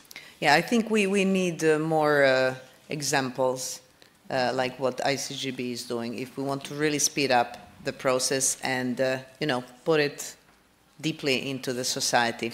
Because it's really interesting. When you go to these countries, they always will tell you, yeah, but that's not for us. I mean, what do you mean it's not for us? It's expensive. Yeah, it is. But okay, let's see how to start. And we heard this morning, Marcos, I think he said from Brazil, he said, yeah, you are starting with big ideas and not the small bonsai projects. But we really started 35 years ago with a lot of small bonsai projects that at the end, they grow themselves on a huge forest. So that could be one way of address that question. Thank you. Kieran? I totally agree. I think it's also a question of scale and also acceptance of technologies that we can find in the East. For example, we have an investment in a South Korean biopharmaceutical company that has developed biosimilar for an insulin product, the top-selling insulin product, Lantus from Sanofi, that has a yield of 4 times. And by yield, it's really the output, meaning that the price per unit comes down quite significantly. It will take quite a long time for that product to reach the patient. There's, clinical trials, tens of millions, if not hundreds of millions of dollars of investment, and there's a very complex regulatory pathway to go through before that product can reach the patient, and it doesn't need to be as complicated as that. If we can find a way, I'm thinking now about Serbia very specifically because, the country relies on EU and US products primarily, pharmaceuticals, bio or chemical. If there is a way for us to access and accept products that are developed, high-quality products that are developed, for example, in South Korea and Japan, which is really futuristic, then there could be a way for us to create healthcare savings, to create tech transfer opportunities here, to produce monoclonal antibodies or vaccines. I don't see the barrier to entry as that high. Okay, so we have like 5 minutes. Yes. All right, so let's be really quick, but from everything that we discussed, although there are a lot of questions, and I guess from the audience also,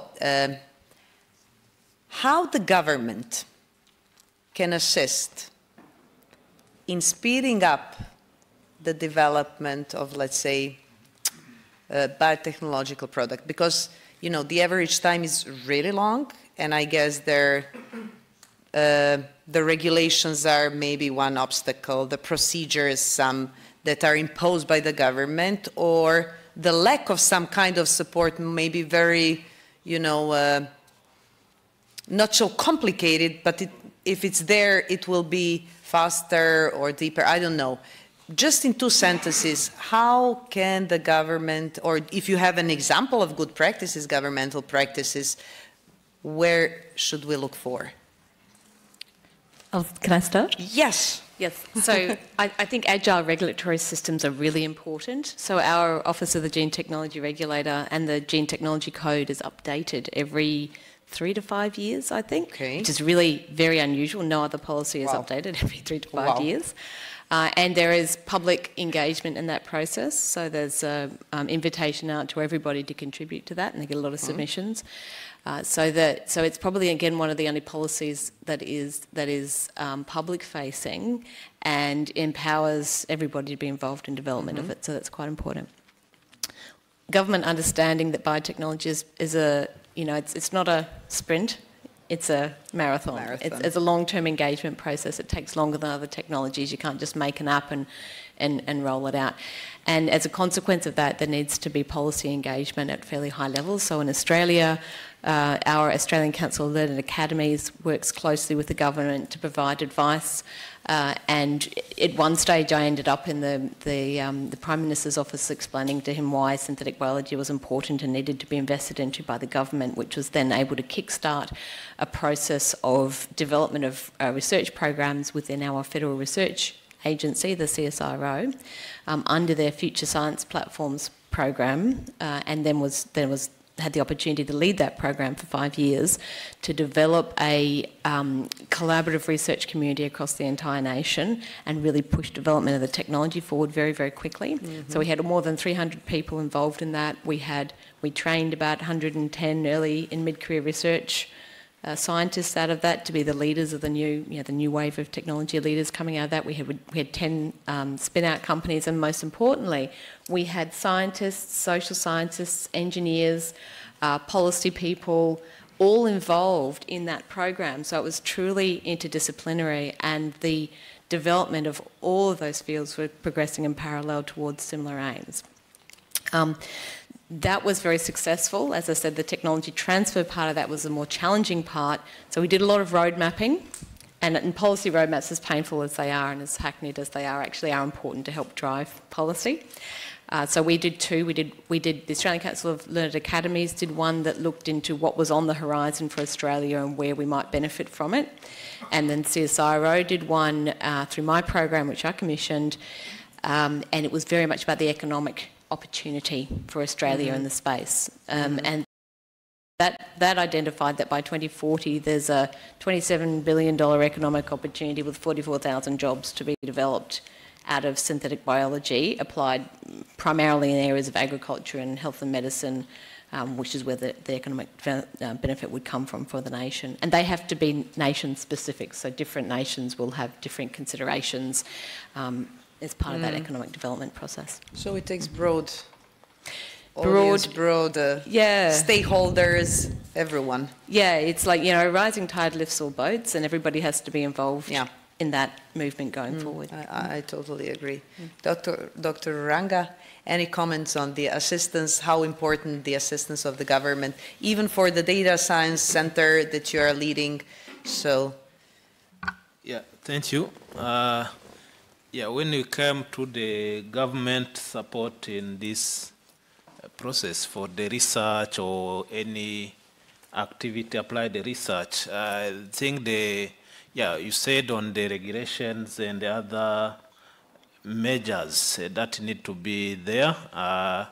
And when you go to the academia and academic side, the institutions, they need also to have those facilities to do the applied research and the different product. When we are saying the different steps of research in order to have the product, in order to put the product on the market. For the case of Rwanda, I can share one case, because during this period of COVID and the vaccination, that is the government of Rwanda take initiative, and there is that process to start manufacturing in the pharmacy where we can get the vaccination of different medicine inside Rwanda, not really all the medicine or to go outside. So that is one of the support. The government will provide the different support, and even the companies from outside, they will come for investment in Rwanda, because we have the different ways in order to get that certificate without taking time, and so that is what the government is doing in different areas. So if that is also done in different areas of research, I think this will help to achieve on the side of biotech, and the different other initiatives can be promoted. Thank you. Thank you. So I think this is the end of the panel. I could talk for hours. I mean, it's just getting interesting. Definitely we can conclude that we live in a biotech world, and that we are now intervening on everything. We want to make our lives better, more comfortable. We want to make it greener, cleaner. We want to be healthier. We want to live longer. Although Professor Church didn't support me, but yes. But I think it's very important, the communication within the whole society, because we are tackling very sensitive themes, and we're opening very sensitive ethically areas of lives. And this is where the academia will get, very important place, how to communicate with the public and explain really what biotech is, what are the benefits. We didn't have time to talk about real challenges, but unfortunately we had only 1 hour.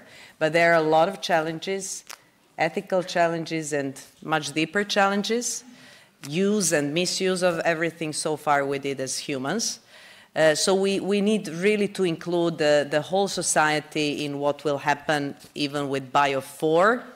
So people are not scared of new technologies, people are aware and really get to know the technology deeply, and I think it's on the scientists on our side to really provide this to the society, among other things also. So thank you very much for being here today. Thank you, all the guests today. It was really my pleasure. And I hope we will see each other next year on the same conference. Thank you. Thank you.